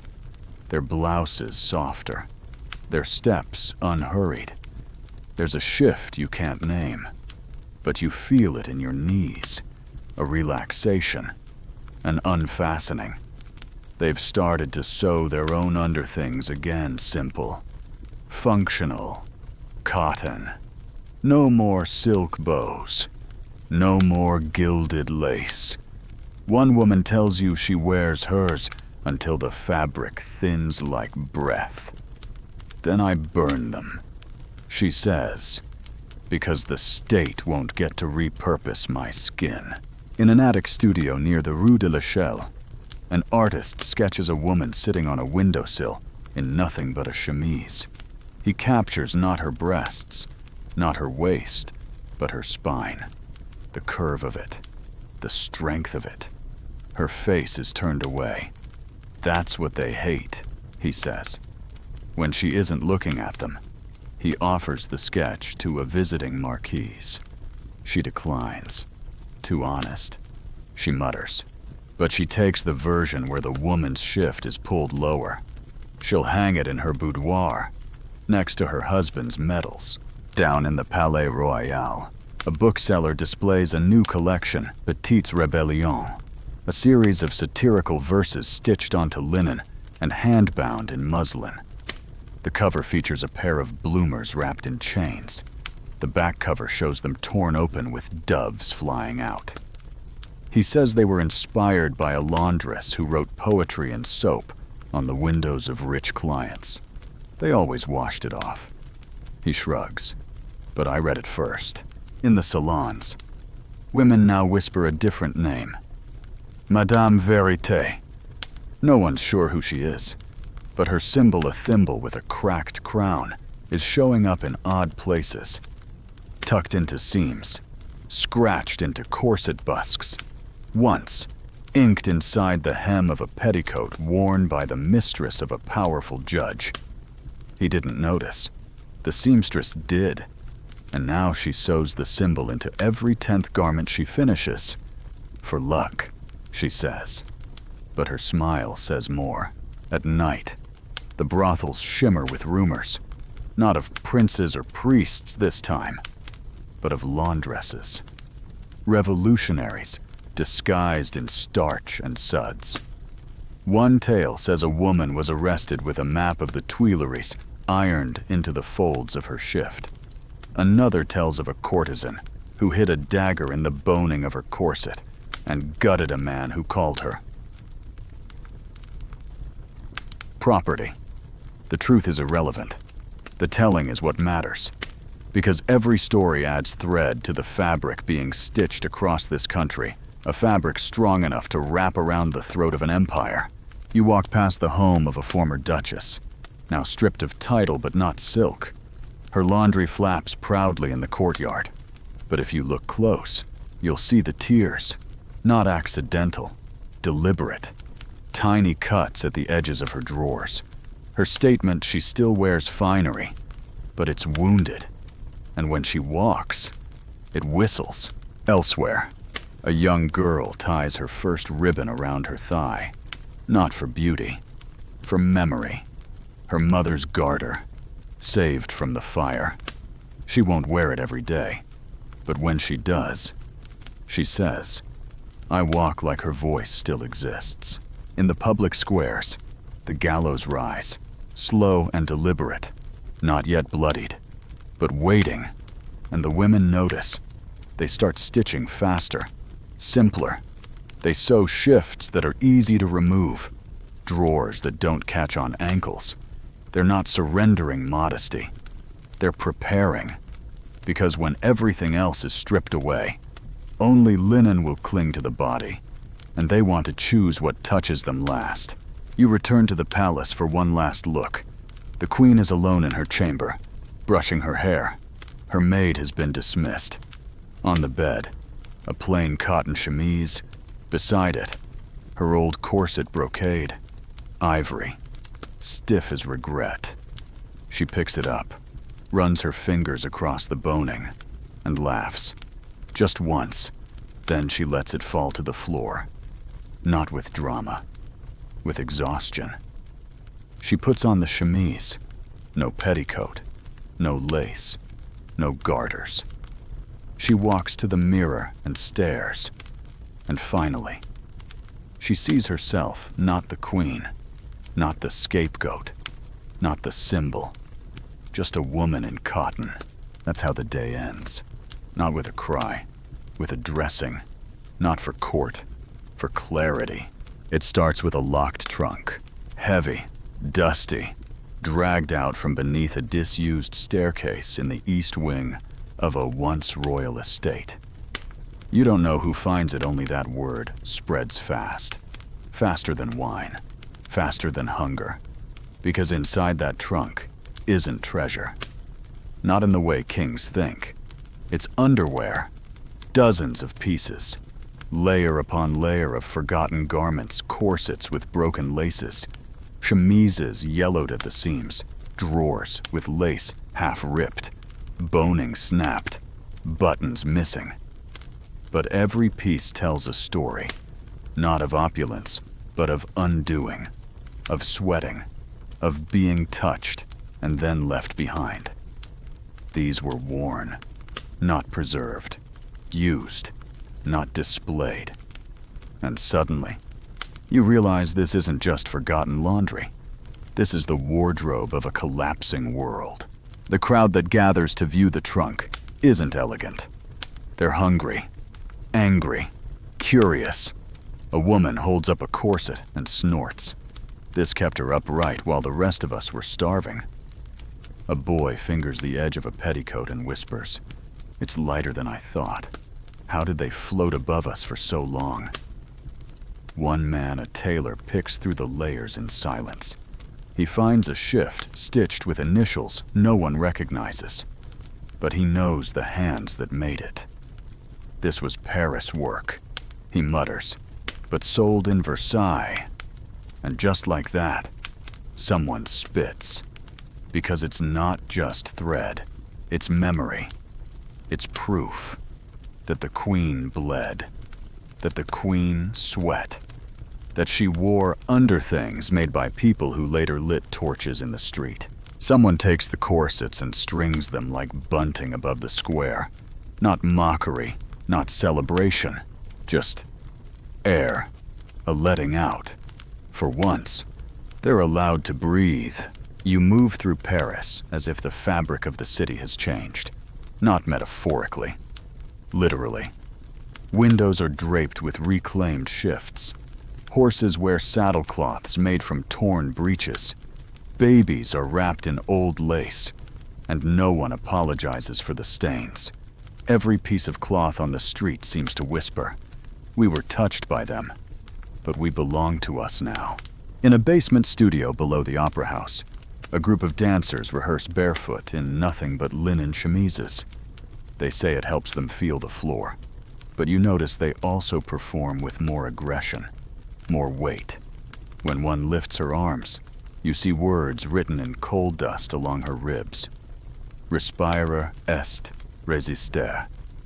To breathe is to resist. Her instructor sees it, says nothing, but afterward, slips her a bundle wrapped in old drawers, inside coins, and a note. For the next performance, make them weep. Meanwhile, a seamstress with trembling fingers sews a new kind of corset not for aristocrats, not for seduction, for protest. It's stitched entirely from the torn bodices of cast-off gowns. She sews them together with bright red thread, visible from meters away, and leaves the lacing deliberately unfinished. It should never close all the way. She tells you, let the ribs expand. Let her shout. You walk the edge of the Seine and find a group of washerwomen holding a vigil. They stand in silence beside a bonfire of linens, not to warm themselves, but to purge.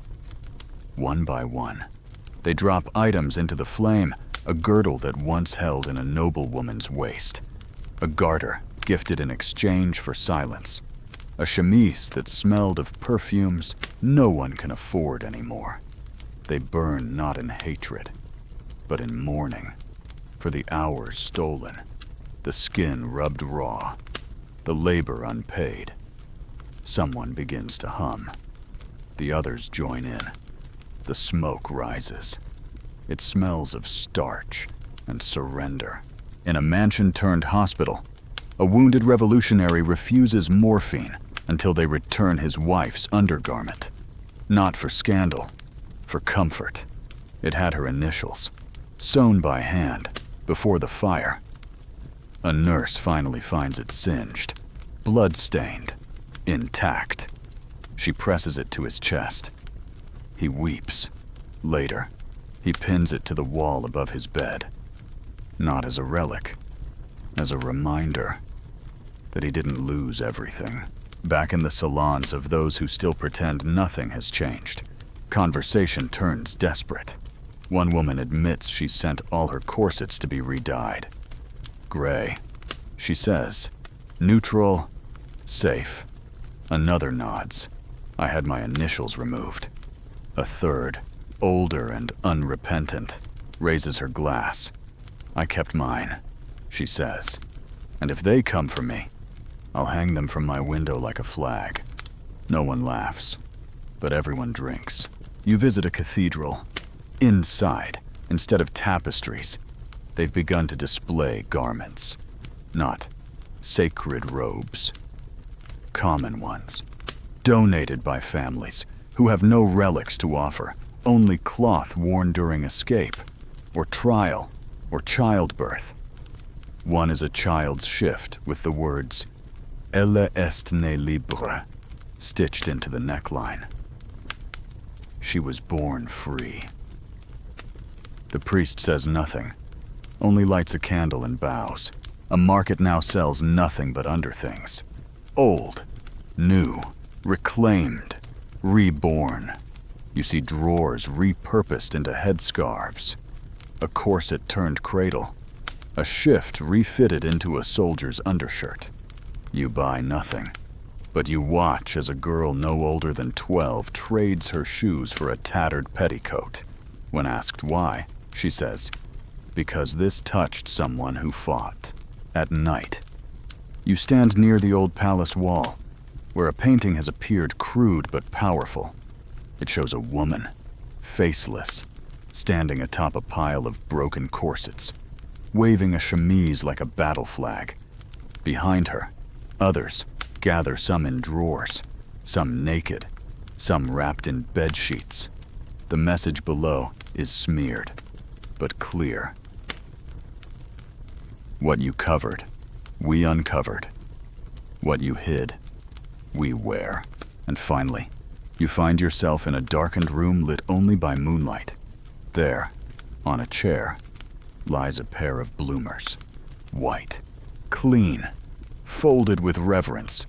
You recognize the stitching, not royal, not revolutionary, personal, honest. You lift them, and for the first time, you realize what this has all been about.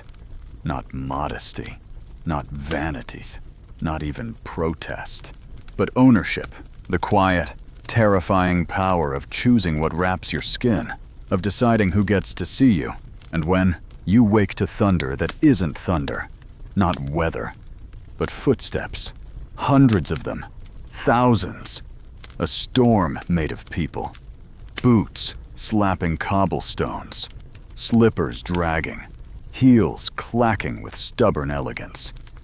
Paris is moving not quietly, not quickly, but with the slow, certain rhythm of something that can't be stopped. You lean out the window. It's not an army. It's not even a mob. It's women. Mostly. In chemises, in aprons, in drawers. Some barefoot. Some with ribbons tied like battle sashes. Some carry loaves of bread. Others, iron pans. One, absurdly regal, wields a feather duster like a saber. But what catches your eye most is what they wear beneath their clothes. Or don't. Because today, underthings are not hidden. Today, underthings are uniform. At the front, a washerwoman named Adele carries a banner made from sewn-together corset panels. The boning pokes out like broken ribs. It's stitched in red thread. Nous ne serrerons plus. We will not tighten anymore. And that's the heartbeat of this morning. The end of constriction. The rejection of breathlessness. A refusal to be cinched for ceremony. They march past pastry shops, ignoring the scent. Past churches, ignoring the bells. Past soldiers, who do not move not out of sympathy, but confusion, because they don't recognize this. This isn't the revolution of pamphlets and muskets. This is something messier, more personal, less about guillotines, more about who folds your laundry and why she's never spoken until now. A woman in tattered silk waves a pair of drawers on a stick. "These belong to my employer," she shouts. "Now they belong to me."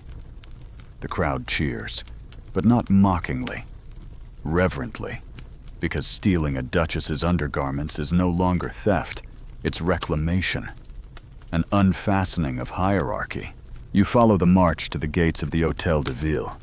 The mayor is nowhere to be seen, but his wife appears at a balcony window, corseted, powdered, trembling. She opens her mouth, says nothing, then lifts her skirts just slightly to reveal her petticoat.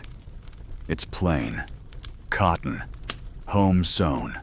The crowd sees it, understands, doesn't cheer, just nods. Because that's the real power here.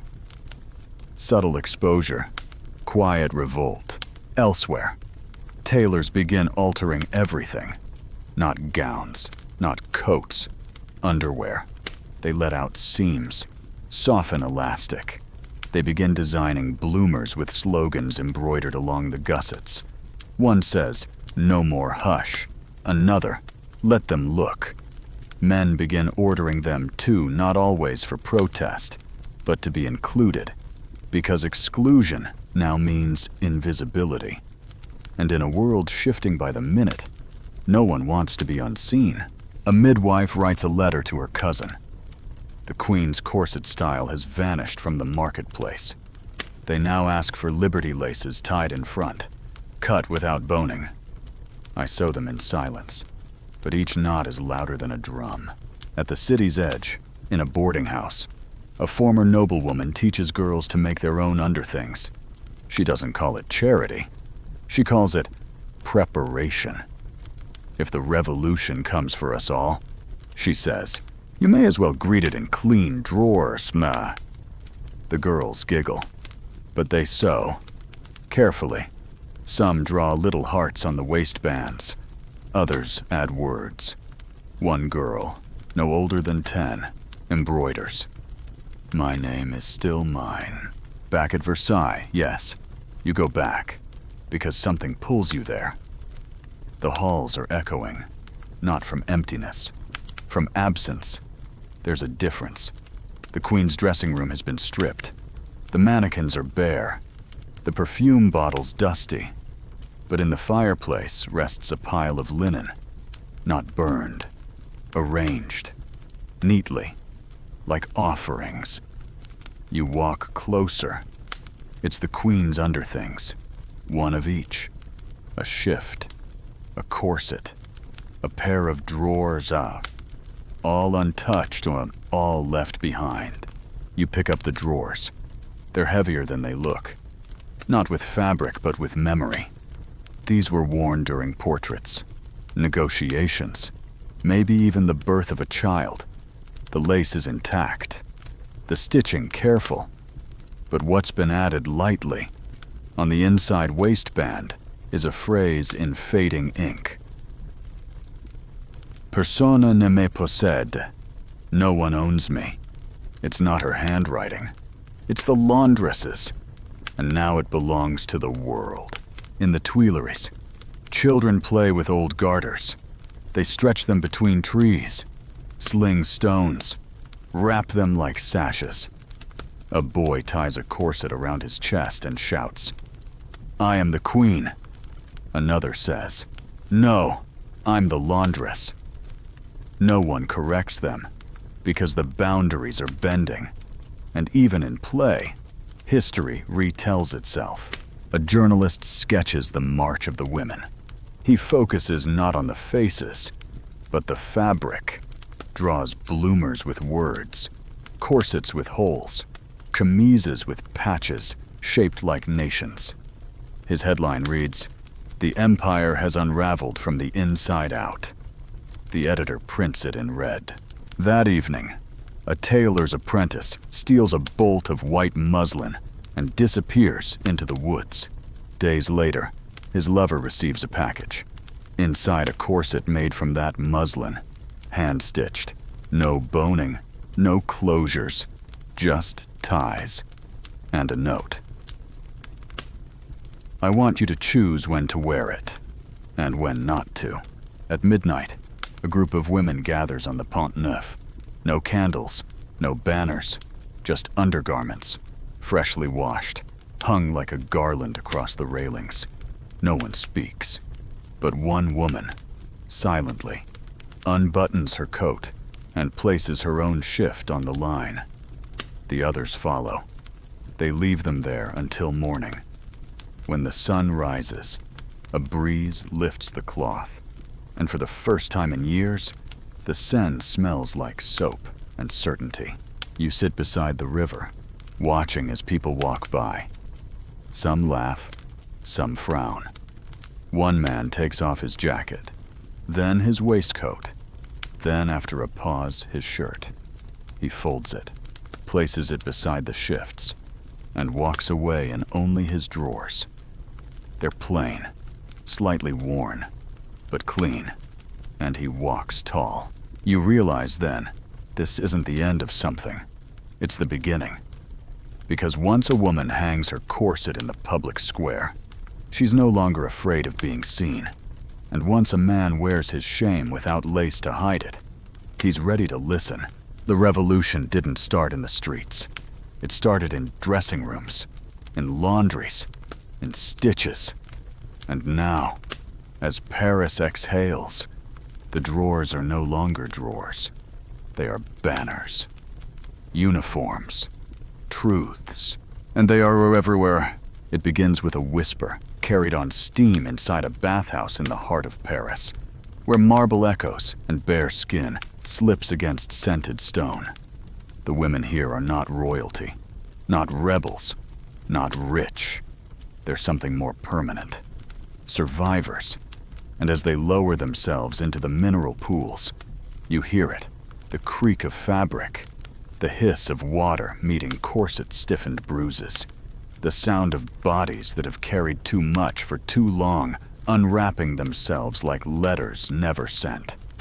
There are no powdered wigs in this room, no perfumed wrists, only calluses, and shifts washed so many times they've thinned into translucence.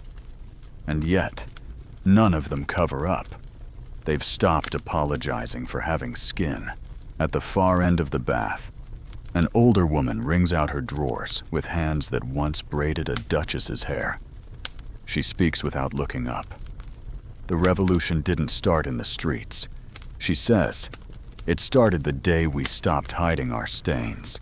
No one corrects her, because it's true. You can feel it. This isn't a moment. It's a soak long overdue. Afterward, the women dry themselves not with towels, but with repurposed muslin gowns. Their underthings, some stitched with poetry. Others with curses are hung across the bathhouse like bunting. A young girl, maybe 14, holds up a corset with a ripped seam. Should I mend it, she asks. The older woman shakes her head. No, let it breathe. That afternoon, you find yourself in a tailor's studio where fashion has given up pretending. There's no more silk imported from Italy, no more lace from Belgium, just linen, canvas, hemp, cloth that creases honestly and doesn't scream when torn. The tailor, a wiry man with silver thread in his hair, holds up a new design, an underdress made from 5 different women's drawers, stitched together like a quilt. It's not beautiful, he says. It's correct. He sells out within the hour, a mile away. A march begins with laughter. A group of women dressed only in petticoats and shawls dance through the square, clattering pans and clapping thighs. They wear garters as headbands, corset laces as bracelets, bloomers as banners, and instead of shouting, they sing. The lyrics change every time, but the rhythm is always the same. Fast, defiant, loose. One verse ends with a line that sends chills up your arms. She was stitched tight, but she ripped when she wanted to. You ask who wrote it. No one answers, but everyone grins. In the evening, a pamphlet is passed around salons like contraband wine. It's not political, not exactly. It's a sewing manual, but each pattern comes with an annotation. One reads, "This cut allows freedom of movement for dancing or for fleeing." Another, "This button placement ensures easy removal under duress." And the last, "This design was inspired by a garment found near the scaffold. Blood is optional. People begin to make them. They call it the people's underwear. Not because it fits well, but because it doesn't lie." Meanwhile, in the cellars beneath the Palais de Justice, a laundress stands trial. Her crime stealing garments from the Queen's private wardrobe. But when they search her bags, all they find are scraps. Nothing whole. A cuff here, a waistband there, a corset bone snapped in half. "I was making history," she says. The judge doesn't understand. But the women in the audience do. One nods. Another drops a bloomer's hem from her pocket and pretends not to notice when it flutters to the floor. You follow the scraps. They lead you to a convent where revolution breathes through embroidery. The nuns are silent, but their needlework is not. One hem reads, "Liberté entre les jambes," freedom between the legs. Another shows a hand unhooking a corset with the caption, "God didn't lace us in." The abbess doesn't stop them. She just prays harder. Back in the city, a theater stages a farce called The Emperor's New Drawers. The plot, a nobleman who tries to seduce a washerwoman by pretending to be poor, but she sees his cuffs starched too perfectly and knows. The punchline. She sells his drawers to a pamphlet press and buys her own bakery. The audience howls, not because it's funny, because it's possible. And while the men argue over policy in their waistcoats and pride, the women undo the past with scissors. Literally. They hold gatherings quiet, informal, half-secret, where they bring old underthings from noble households and cut them to pieces, then sew them together again. Not to wear, to remember.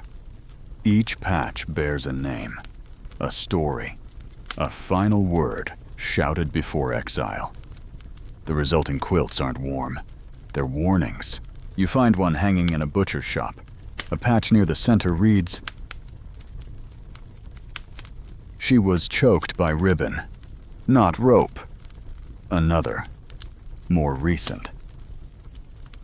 I chose linen over loyalty. The customers don't comment, but no one steals meat from the counter anymore at the palace. The queen's dressing room is eerily untouched, but not unused. The women left behind maids, valets. Seamstresses have begun using it as a gathering space. They sit on the chaise and read from banned journals. Try on corsets not to admire themselves, but to guess how long they could stand in one. One woman lasts 3 minutes. Another makes it to 5. They laugh. They drink wine from teacups. They name each corset after a lie. This one is duty. That one, modesty. They burn one in the fireplace and toast the ashes. The queen herself is no longer seen. Rumors fly that she's escaped dressed as a nun, that she's hiding beneath the opera house in a costume closet, that she's sewing her own underthings now plain, undecorated, honest. Some believe it. Others prefer the version where she's gone mad and thinks she's a laundress. You hope, secretly, it's both. By nightfall, the riverbanks are hung with lines of undergarments donated in honor of the disappeared. They call it the Quiet Wall. No names, no plaques, just drawers, corsets, petticoats, each one tied with a strand of hair, a scrap of ribbon, a safety pin. Strangers come to add theirs. No one speaks. Some cry. One woman unbuttons her own blouse and hangs it up, bare-chested in the moonlight. No shame, only memory. As you return home, a gust of wind catches the hem of your coat. You feel your own underthings against your skin, looser than they used to be. Familiar, not decorative. Yours. And you realize you've stopped thinking of them as private. Not because they're exposed, but because they no longer define your modesty, they define your movement. This is not just fashion history. It's a change in breathing, a loosening, a return to softness not as submission, but as defiance. The revolution wears underwear now, and it fits. You wake in a room filled with fabric. Not folded, not stored, not neat. It hangs like ghosts from every corner, shifts pinned across bookshelves, drawers draped over candle sconces, corsets unspooled across the floor like wilted skeletons. Somewhere beneath all this, a woman sleeps, and around her, the remnants of 100 borrowed bodies women who once tightened, stitched, carried, and endured. This isn't a dressmaker's shop. It's a battlefield. And these aren't garments. They're casualties. You recognize the woman. Her name is Colette, and she used to sew for the Queen's favorite lady-in-waiting. Before everything shifted, before underthings became louder than sermons, now she stitches only at night, in candlelight, by the window, not for money, for message. You watch as she wakes, brushes aside a pair of bloomers printed with charcoal verses, and reaches for her newest piece, a chemise, hand-dyed with crushed blackberries, dark and bruised in color, soft as breath. In its hem, she stitches the words, "Silence does not protect us." She doesn't know who will wear it. She only knows someone must. Later that morning, Colette joins a quiet procession winding its way through the alleys behind Les Halles. No banners, no chants, just women. Each one carries a piece of undergarment pressed flat, rolled like scrolls, or tied gently around their arms. At the front, an elderly nun holds a long white sash once used to bind a girl's corset. She lets it drag across the ground, collecting dust. They are headed to the burned-out shell of a former textile guild, now just soot-stained stone and a broken loom. They enter without a word, one by one. They hang their offerings on what's left of the rafters. Drawers, petticoats, laces, a breastband embroidered with the word forgiven. They don't stay long. But when they leave, the charred bones of the building shimmer with ghosts redressed in memory. Back in the market district, women barter in new currency. Not coins, not even bread, but underthings. One pair of high-waisted bloomers buys a basket of eggs. A patched corset fetches 2 wheels of cheese. You watch a mother remove her child's undershirt and hand it over for a slab of soap. "He'll grow out of it anyway," she says, "but we'll need to be clean." No one argues. These exchanges are not desperate. They're deliberate, dignified, because garments that once only absorbed shame now trade in survival. You follow a scent through the alleyway's burnt starch.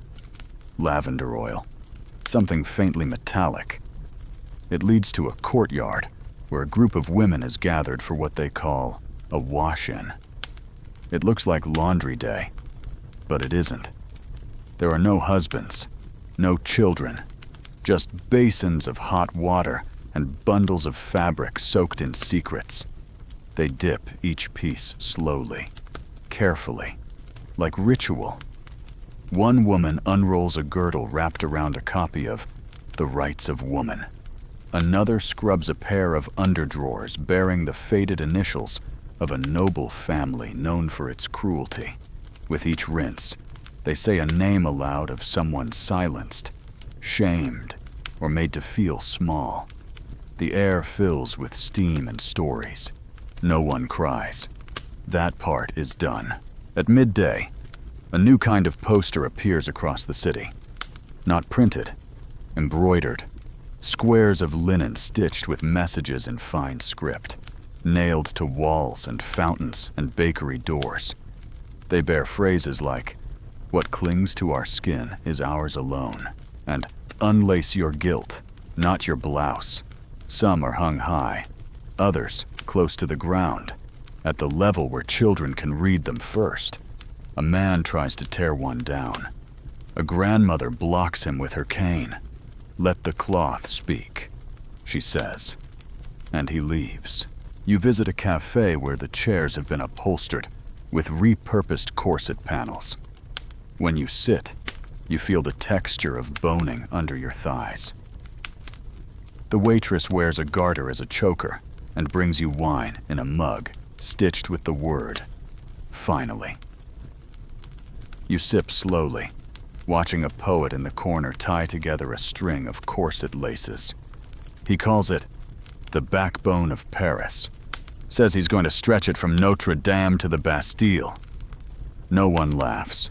No one questions whether it will hold. They just ask if he needs more laces at dusk. The bell in the old watchtower rings. Not for curfew, for gathering. In a plaza beneath, women arrive in shifts, literally. That's all they wear. They form a circle around a fire where a woman reads aloud from a diary found in a burned manor house. It's full of laundry lists. Who wore what? When? How it smelled. But between the lines, you hear the story of someone who bore witness through soap and boiling water. When the reading ends, another woman steps forward and throws her corset into the fire. Then another, and another. The flames rise. The air fills with starch and defiance. No one claps. No one needs to. Later that night, you return to Colette's apartment. She's gone. But on the chair, a new chemise is draped unfinished, still pinned. Next to it, a note in her tiny, slanted script. Finish the hem. Leave it open. You don't touch it. Not yet. Instead, you step onto the balcony and look down at the city. It's breathing. Looser. Softer. Not healed, but no longer hiding. Down the street, a girl ties a ribbon around her knee. A boy wraps a garter around his wrist. In a window, a couple undresses each other not with urgency, but with reverence, savoring every layer, every knot, every button. And when they finally reach bare skin, they pause. Because even now, even after all that's changed, being seen still means something. You lie back on the bed, fabric all around you. You run your hand over a petticoat stitched with constellations, a corset painted with vines, a pair of drawers made from cuttings of love letters. Nothing matches, but it all belongs. And as you close your eyes, you feel it like a breeze against your collarbone, a shift on warm skin, a whisper pulled tight into thread. You feel the truth. That underwear was never just clothing. It was memory. And memory, once aired, never folds the same way again. It starts with a knock on the wrong door. A faded green door on a crooked street, where the houses lean like gossiping widows, and the stones remember footsteps better than names. A woman answers in a nightdress and stares down at the parcel placed on her threshold, wrapped in plain brown paper, tied with corset laces. No note, no seal, just a weight she can already tell is not fabric, but consequence. She brings it inside, opens it slowly. Inside a pair of drawers, coarse linen, clearly worn, the waistband scorched by fire, and nestled beside it, a folded page with 4 words, handwritten in rust-colored ink. These are her last. The woman Geneviève doesn't scream. She folds the drawers, tucks them under her bed, and lights a candle. She knows what this means. Someone has vanished, someone important, and someone else has made sure she is remembered not by title, not by portrait, but by what she wore against her skin. That night, Geneviève stitches a copy of the waistband onto a chemise she was meant to sell at market. She doesn't sell it. She keeps it. And the next day, she makes 10 more. Across the city, similar parcels appear. On windowsills, beneath statues, inside bread baskets. Each one contains an undergarment. Each one bears a message stitched, inked, sometimes carved into wood tags tied to the seams. Some are poems, some names, some accusations. One simply says, "I was believed, but too late." And somehow, without planning, without meetings, without slogans, Paris begins to collect its ghosts not in gravestones, but in drawers. You walk through the city like it's molting. Corsets hang from balconies. Panniers have been turned into hanging planters. Shifts double as curtains. A cafe boasts napkins sewn from court-issued chemises. A tavern uses garter loops to tie menus to bottles. The past isn't being erased, it's being unstitched. One thread at a time. In the halls of what used to be a noblewoman's townhouse, a group of midwives gathers. They don't discuss babies. They discuss blood, patterns, what marks trauma leaves on fabric. They pass around underthings found after raids, after trials, after quiet disappearances. They learn to read them like pages. One pair of drawers tells of dragging, another of clenching, another torn so suddenly the stitches snapped in spirals. Tells of struggle. They don't look away. They record every detail in silence. Then, they rinse them, re-stitch them, and hang them in a hallway under soft lamplight. They call it the corridor of cloth testimony. Meanwhile, men begin wearing women's underthings not mockingly, but as allegiance. A printer dons a corset over his shirt during a trial. A baker wears petticoats under his apron and calls it solidarity layering. The guards don't understand, but the people do. In the streets, a boy no older than 12 parades down the boulevard, wearing his sister's drawers over his breeches. The waistband reads, "She ran faster than they thought." No one laughs. Instead, someone hands him a bouquet of wilted violets. He keeps them tucked in the elastic all day. You pass a seamstress who started a quiet rebellion of her own. She refuses commissions from nobles. Instead, she only repairs garments made by hand. If a woman sewed it for herself, she says, "I'll fix it." If someone else paid someone else to do it, let them stitch their own damn redemption. Her shop smells like camphor and refusal. You buy a scarf embroidered with the word almost. You don't know what it means yet, but it feels correct. At night, the laundresses gather again. This time not to wash, but to teach. They set up tubs in the square. Show young girls how to scrub without stripping, how to wring without tearing. They explain why certain stains never come out. Some truths, one says, should stay visible. She holds up a corset smudged with what might be wine, might be blood. This one, she murmurs, was worn when she spoke up. So we leave it as is. A new kind of map appears, not drawn on parchment, but sewn into undergarments. You see one on a girl's shift, stitched in pale blue across the chest. It's a layout of the Bastille. Another petticoat bears the floor plan of a courthouse. A pair of drawers shows an escape route through the city, marked in tiny loops of crimson thread. When authorities discover them, they confiscate everything. But the seamstresses keep stitching. They can take the cloth. They say they can't take the memory of the needle. In an abandoned theater, women begin reenacting the revolution not with speeches or guns, but with dressing and undressing. One stands center stage and layers herself in garments while narrating each event. This corset was tied the day they took her tongue, she says. This chemise, the morning after they came for her sister. And then, in silence, she peels each layer off again, laying them gently on the floor. The audience weeps, not because of what's said, because of what's worn. A merchant begins selling bundles labeled Unforgiven Linens. Inside a mix of damaged underthings and notes from unknown writers. Some are apologies, others are warnings. One reads, "This held me when no one else did."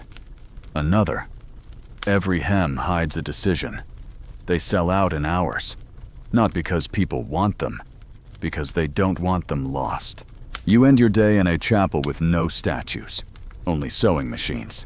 Women sit in pews with needles in their fingers and underthings in their laps. They don't pray. They repair. One girl, barely out of childhood, embroiders her name on a sash and adds the phrase, My body is not a courtroom. A woman beside her hums a lullaby that turns, halfway through, into something like a march. As you step outside, you look up at the sky gray. Quiet, but not still. The wind picks up and lifts the edge of your coat. Beneath it, your own undergarments shift. You feel the stitching along your hip. Not fancy woodtoise, not elaborate, but present, real, yours, and all round you. The city breathes through its fabric, draped from shutters, hung across bridges, tucked into boots, folded into letters. A second skin of a second revolution, because the body remembers what history forgets. And sometimes, the only thing left to wear is the truth. It starts with a stain small, rust-colored, barely visible on the inner hem of a corset displayed in a bakery window. Most people wouldn't notice. Most wouldn't care. But you've learned to read fabric like parchment. And this mark is not flour or wine. It's older, deeper, and someone left it there on purpose. The corset itself is mounted like an offering. Its stays snapped, its ribbons uneven. A small note pinned beside it reads, "She was silenced, so we stitched." The baker says nothing when you ask. He only lifts the edge of his apron to show a muslin waist wrap, hand-stitched with names in red thread. Some have been crossed out, not erased, acknowledged. You leave without buying bread, but with a heavier hunger. Across the street, a shoemaker hangs pairs of worn underdrawers from his shop awning. They sway in the wind, their waistbands knotted with little scraps of ribbon, some silk, some string. Each knot represents a trade. He explains, without pride, that customers have begun paying in underthings, not for money, he says, for remembrance. He doesn't ask where they come from, only that they're clean and carried with care. They hold heat, he says, and grief.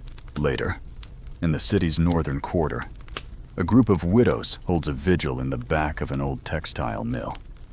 They sit in a circle, their skirts spread like halos, each with a pair of drawers or a chemise draped across her lap. One by one, they tell stories not about the men they lost, but the women they couldn't protect. A sister who bled out in a prison cell, a daughter dragged away barefoot, a neighbor who wore her best corset to her trial.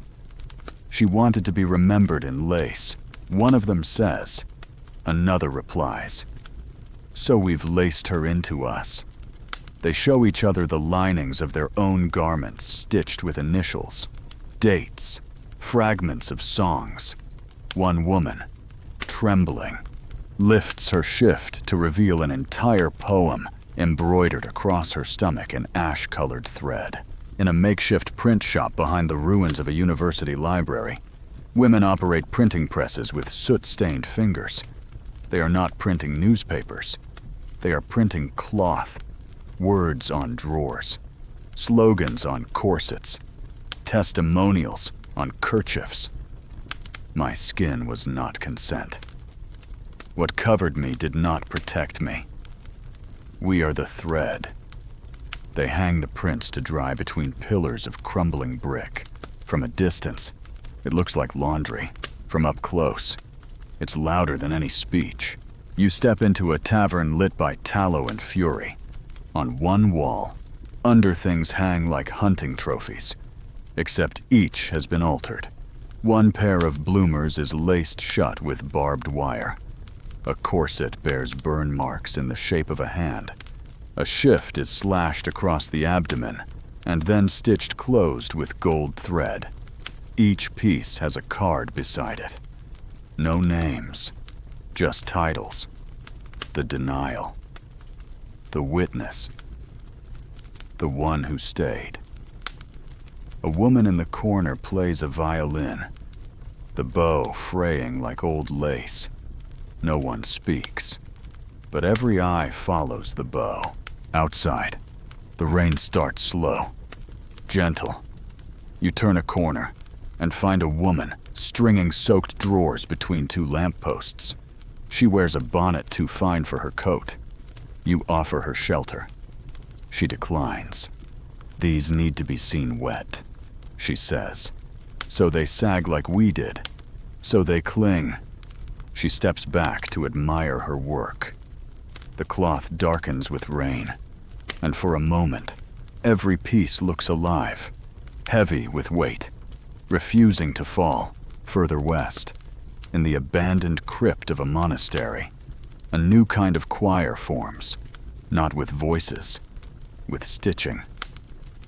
The women gather once a week, each bringing an undergarment altered with sound tiny bells sewn into waistbands, beads into seams, coins along the hemlines. When they move, the garments sing, softly, dissonantly.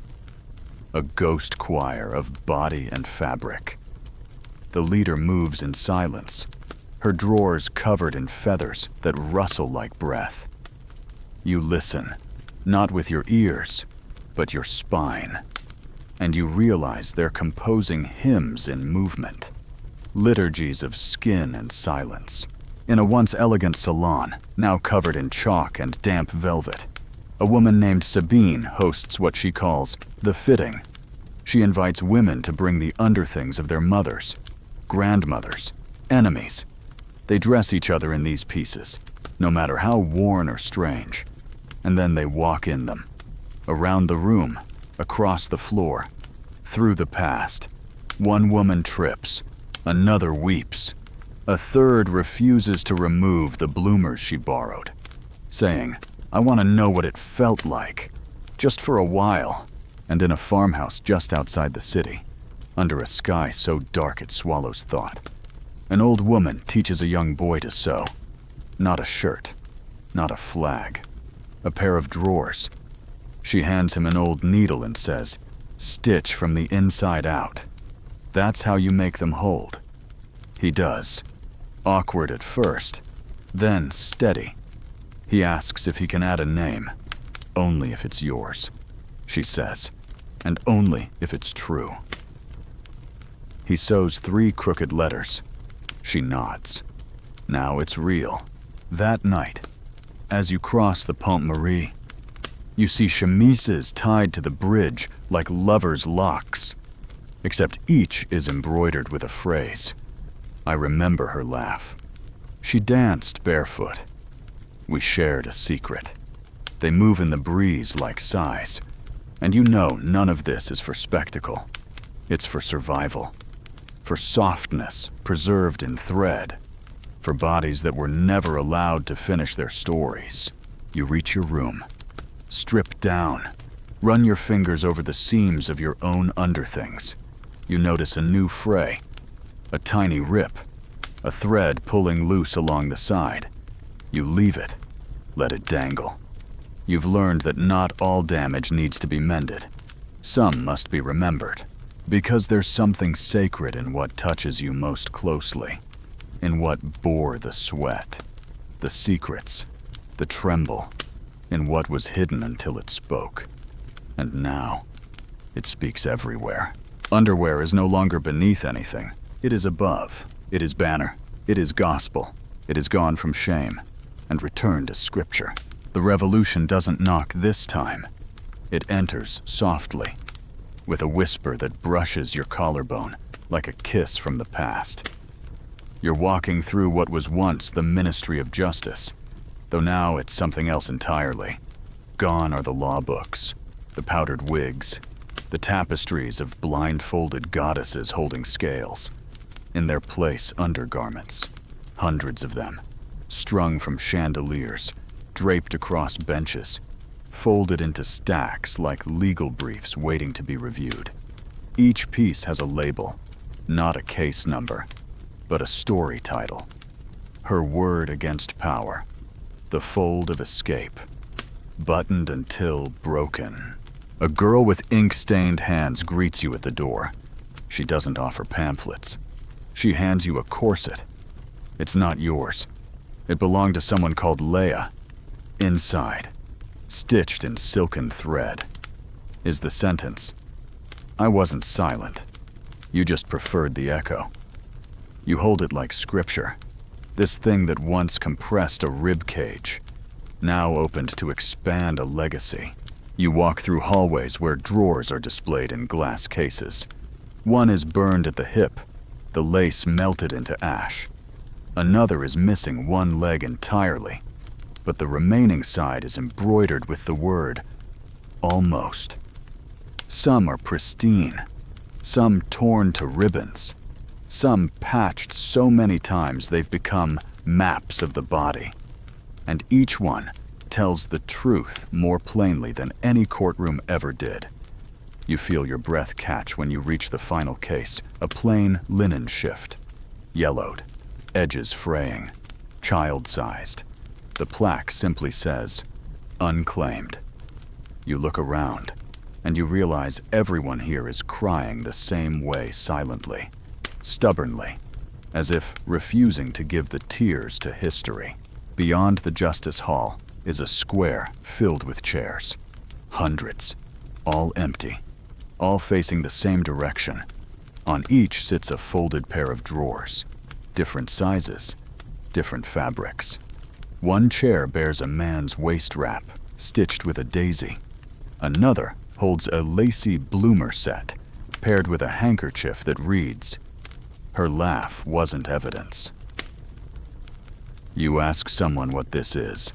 They call it the Tribunal of the Undressed. Once a week, someone sits in each chair and reads aloud the story attached to the garment. Not to accuse, not to judge, but to make memory breathe. On the edge of the square, a statue rises. It's not marble, it's cloth, a figure built entirely of underthings stitched, pinned, draped until it stands upright, arms out, torso wrapped in layers of drawers and corset bones like armor. It's faceless, genderless, timeless, and at its base, a plaque reads, "She wore your shame until it became her story.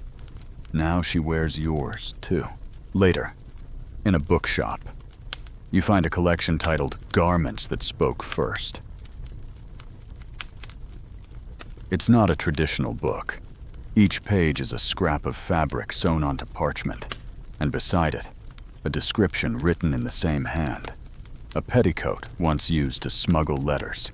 A pair of bloomers whose waistband held a tiny folded blade. A corset panel that, when folded a certain way, forms a map of the escape tunnels beneath Versailles. You ask the owner if it's for sale. He shakes his head. "These were never meant to be bought," he says. "Only understood." In a schoolhouse turned textile laboratory, a seamstress turned historian leads students through an experiment. They boil cotton in iron pots, then dip it into ink made from mulberry bark and dried bloodroot. "What color does grief stain?" she asks them. One girl answers, "Gray."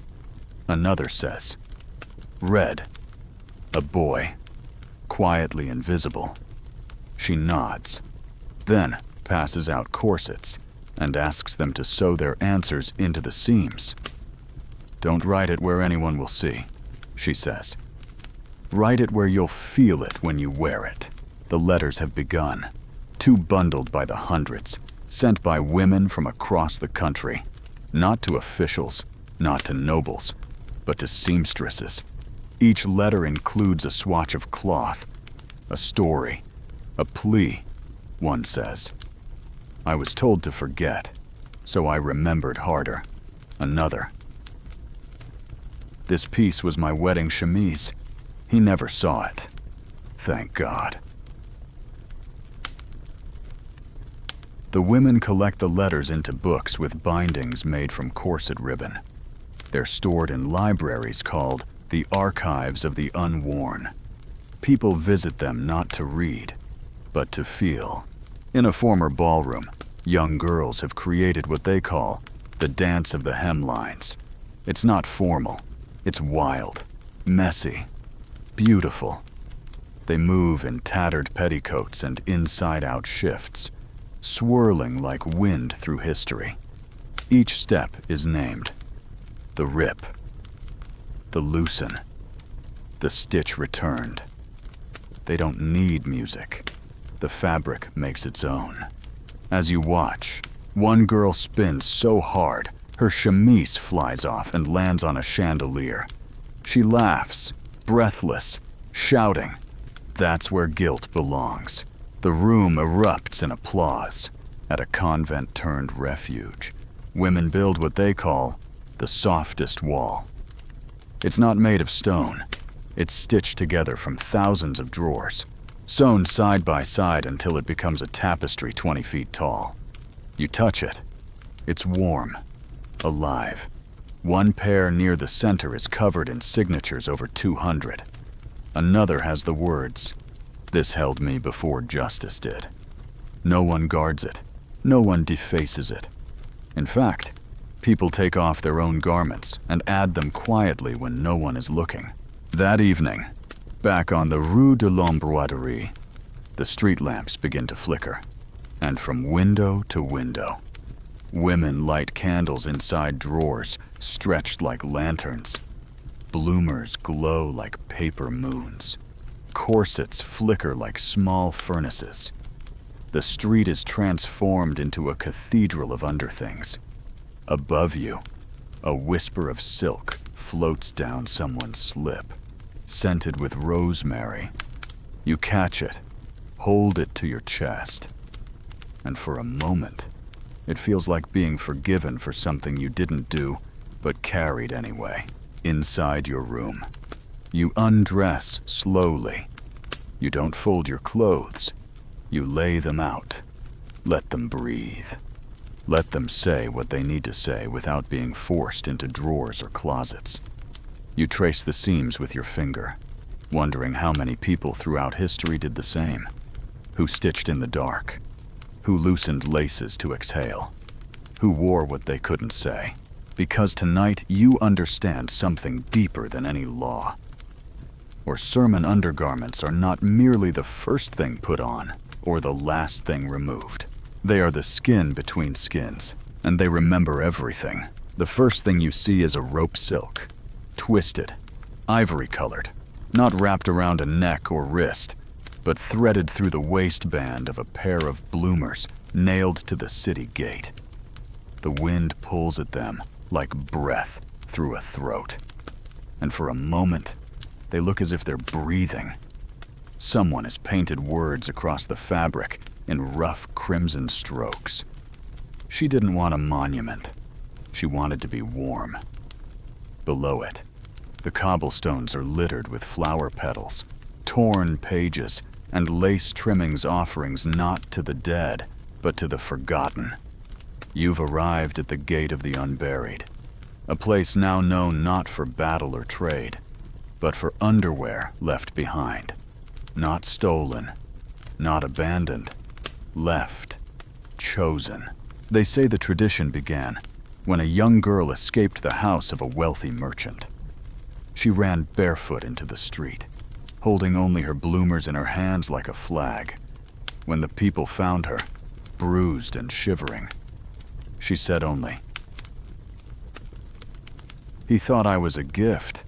The next morning, her bloomers were nailed to the gate, not in shame, in witness. Since then, others have added their own, some stitched with initials, others burned, ripped, or written on like pages.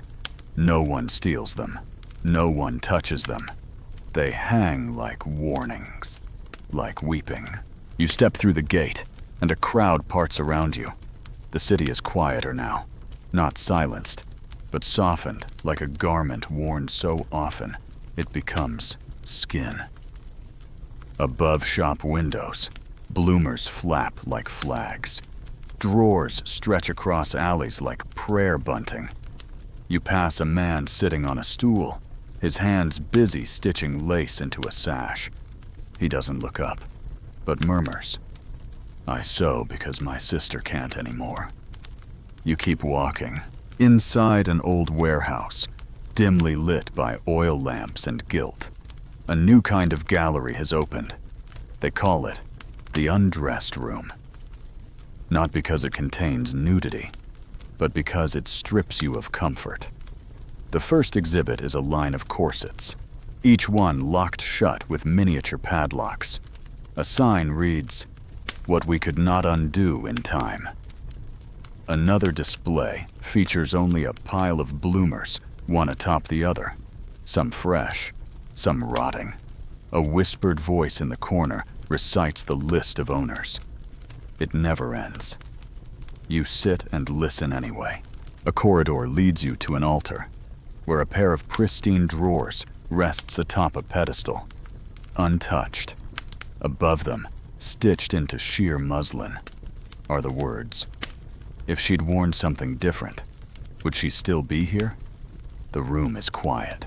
Then you notice the floor covered entirely in underwear, flattened and sewn together like tiles. Every step you take is a step on someone's memory, someone's mistake, someone's refusal to disappear quietly.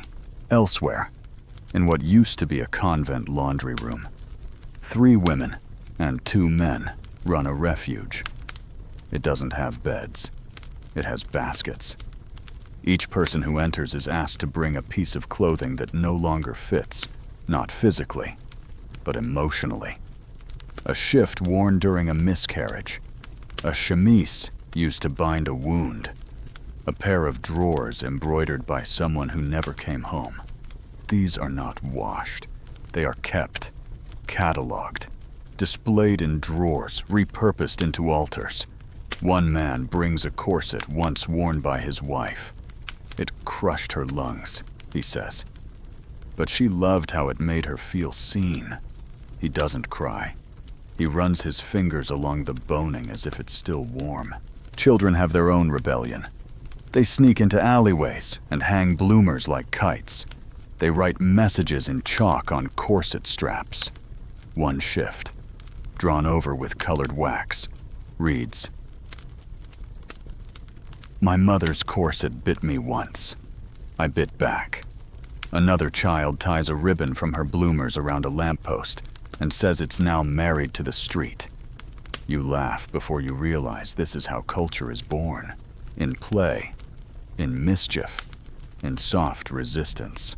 A tailor has started a service called reverse fitting. You don't come to be measured. You come to unmeasure. He asks what garments you were forced to wear, what cut off your breath, pinched your waist, bruised your hips. Then he makes you something that doesn't do any of those things. He calls it clothing with apologies. You try on a chemise made from worn petticoats and cloud-soft seams. For the first time in a long time, you forget where your scars used to be. On the steps of the old opera house, a performance unfolds. No music, no curtain, just a girl walking slowly, wearing layer after layer of underthings, each printed with a different word. Obedient, tempting, shameful, discreet. With each step, she removes a layer and names what it took from her. This one stole my voice. Off it comes. This one stole my sleep. Another layer gone. Until, finally, she stands in a slip so threadbare it's almost invisible. She doesn't speak. She bows, and the crowd stands in silence, holding up their own underthings in salute. At the city fountain, water now runs red not with dye, but with rose petals, soaked and torn. Around it, women bathe their garments, whispering names with each rinse. One lifts a pair of drawers from the water and kisses them. She made it home, she says. Another drops in a corset and whispers. She didn't. No one asks who. They know it doesn't matter. They know it matters more than anything. Night falls. Lamps glow through drawers, stretched into lanterns. You return to your room, where the fabric you've gathered rustles softly in the dark. You pick up one shift, Feel the seam beneath your fingers, the imperfect stitches, the places where thread has broken and been tied again.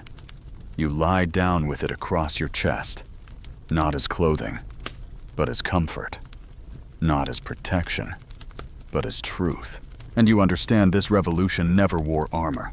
It wore what was closest to the wound. It wore softness. It wore lace turned into evidence. It wore shame until shame unraveled, and all that remained was story. You wake to the sound of fabric breathing. It's not a metaphor. All around you, garments stir. A corset rustles like a sigh. Drawers slide softly off the edge of a chair. Somewhere beneath your window, a petticoat snaps gently in the morning wind, like a woman clearing her throat. The city is alive with cloth, and it's not waiting for permission to speak. You rise slowly, running your fingers along the seams of the revolution. On the windowsill, someone has left you a parcel neatly folded, wrapped in muslin, tied with a silk ribbon.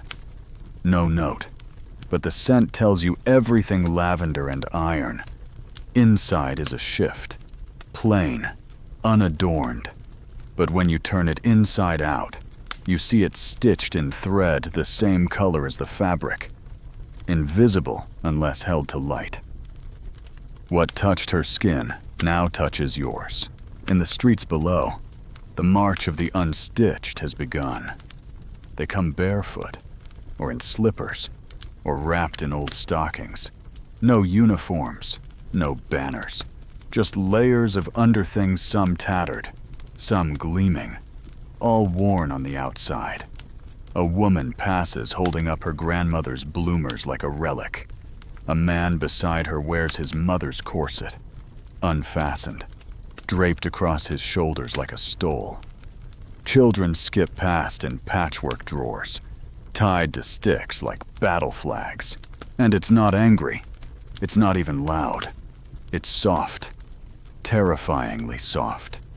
A procession stitched from memory and breath, with each footstep saying, "I was here. I remember. I wore it too." They pause at the city's oldest statue, a stone figure of blindfolded justice holding a sword and scales. Someone climbs up and gently ties a lace garter around her wrist. Then another wraps a sash of bloomers around the hilt of her sword. Finally, a girl removes her own chemise, delicate, hand-stitched, and places it over the statue's eyes. Let her see through us instead. She says, no one cheers, but everyone stays at the palace gates, where gold still lines the arches and mirrors, still reflect everything but guilt. Women sit in silence. They're not protesting. They're mending. One darns a shift once owned by a maid accused of theft. Another patches a pair of drawers slashed by a nobleman's cane. The needle passes through silk and cotton, blood and salt, pain and lace. No one speaks, but the thread keeps moving. And you realize this is not repair. This is resurrection. Inside the palace itself, rooms once echoing with powdered laughter are now filled with cloth. Corsets nailed to the walls, petticoats piled like sandbags, drawers draped across chandeliers, casting shadows shaped like bodies. In the queen's chamber, someone has reupholstered the chaise with bloomers stitched into a quilt. On the ceiling, painted in fine script, the garments knew first. There's a final exhibit in the ballroom. It's called the Disappearance Drawer, a massive armoire, open to reveal a single pair of underthings suspended in midair by nearly invisible thread. No tags, no labels, just a voice playing softly. She left no story, just this. It loops, over and over, and people weep because they understand that sometimes one garment is all that remains of a life, and it's enough. You leave the palace with something in your hand, not a souvenir, a responsibility. A chemise you found tucked behind a mirror, stitched with the name Anouk. You don't know her, but you carry her. That night, you hang it in your room beside your own drawers, and for the first time, your wall doesn't feel empty. The city exhales. The banners of drawers come down. The bloomers nailed to the gate remain. But someone has begun planting lavender at the base. Slowly, softly, life begins to weave itself back into the silence. But nothing is as it was. Children are now taught history with fabric swatches, each one a lesson, each one a life. A girl brings her grandmother's corset for show and tell. A boy wears his uncle's chemise and says, "He was brave, but quiet." No one laughs. Tailors keep making clothes, but now every garment comes with a secret pocket, a hidden hem, a line of thread stitched just for the wearer, just in case, they say, in case we must speak again. And every year, on the same day, people light lanterns inside their oldest underthings. The streets glow with firelight through lace and linen. Strangers trade bloomers. Neighbors embroider each other's drawers. It's not a holiday. It's not a celebration. It's a remembering. You stand on your balcony that night, holding your shift to your chest, and you feel the weight of every woman who was ever silenced by what she wore, and everyone who wasn't. Because the revolution wasn't written in blood or banners. It was written in the spaces where skin met cloth, in the rips, in the stains, in the hems turned into whispers. And you realize you've never been naked. Not really. You've always carried them with you, beneath the fabric, beneath the seams, beneath history. So now, you lie there, softly blanketed by quiet. Your thoughts stitched with thread from centuries past. The candlelight flickers gently on your ceiling, and somewhere beyond your window, the city turns slower, the night thickening like warm fabric.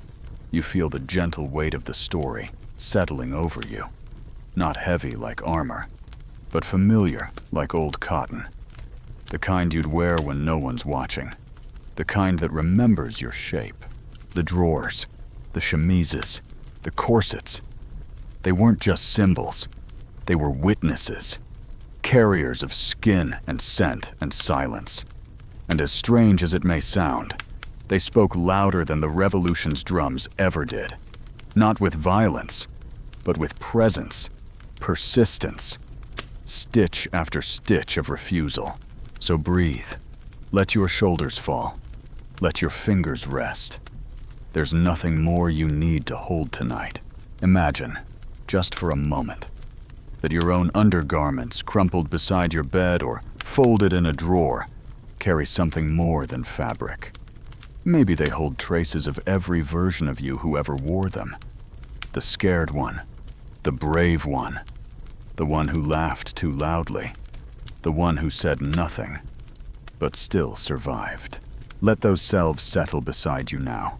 Let them unlace, unwind, and finally, rest. Because the world will still be waiting when you wake. But for now, drift easy. You're wrapped in stories that once touched skin and now touch memory. And that, dear listener, is a comfort more intimate than sleep. End of script. Sweet dreams.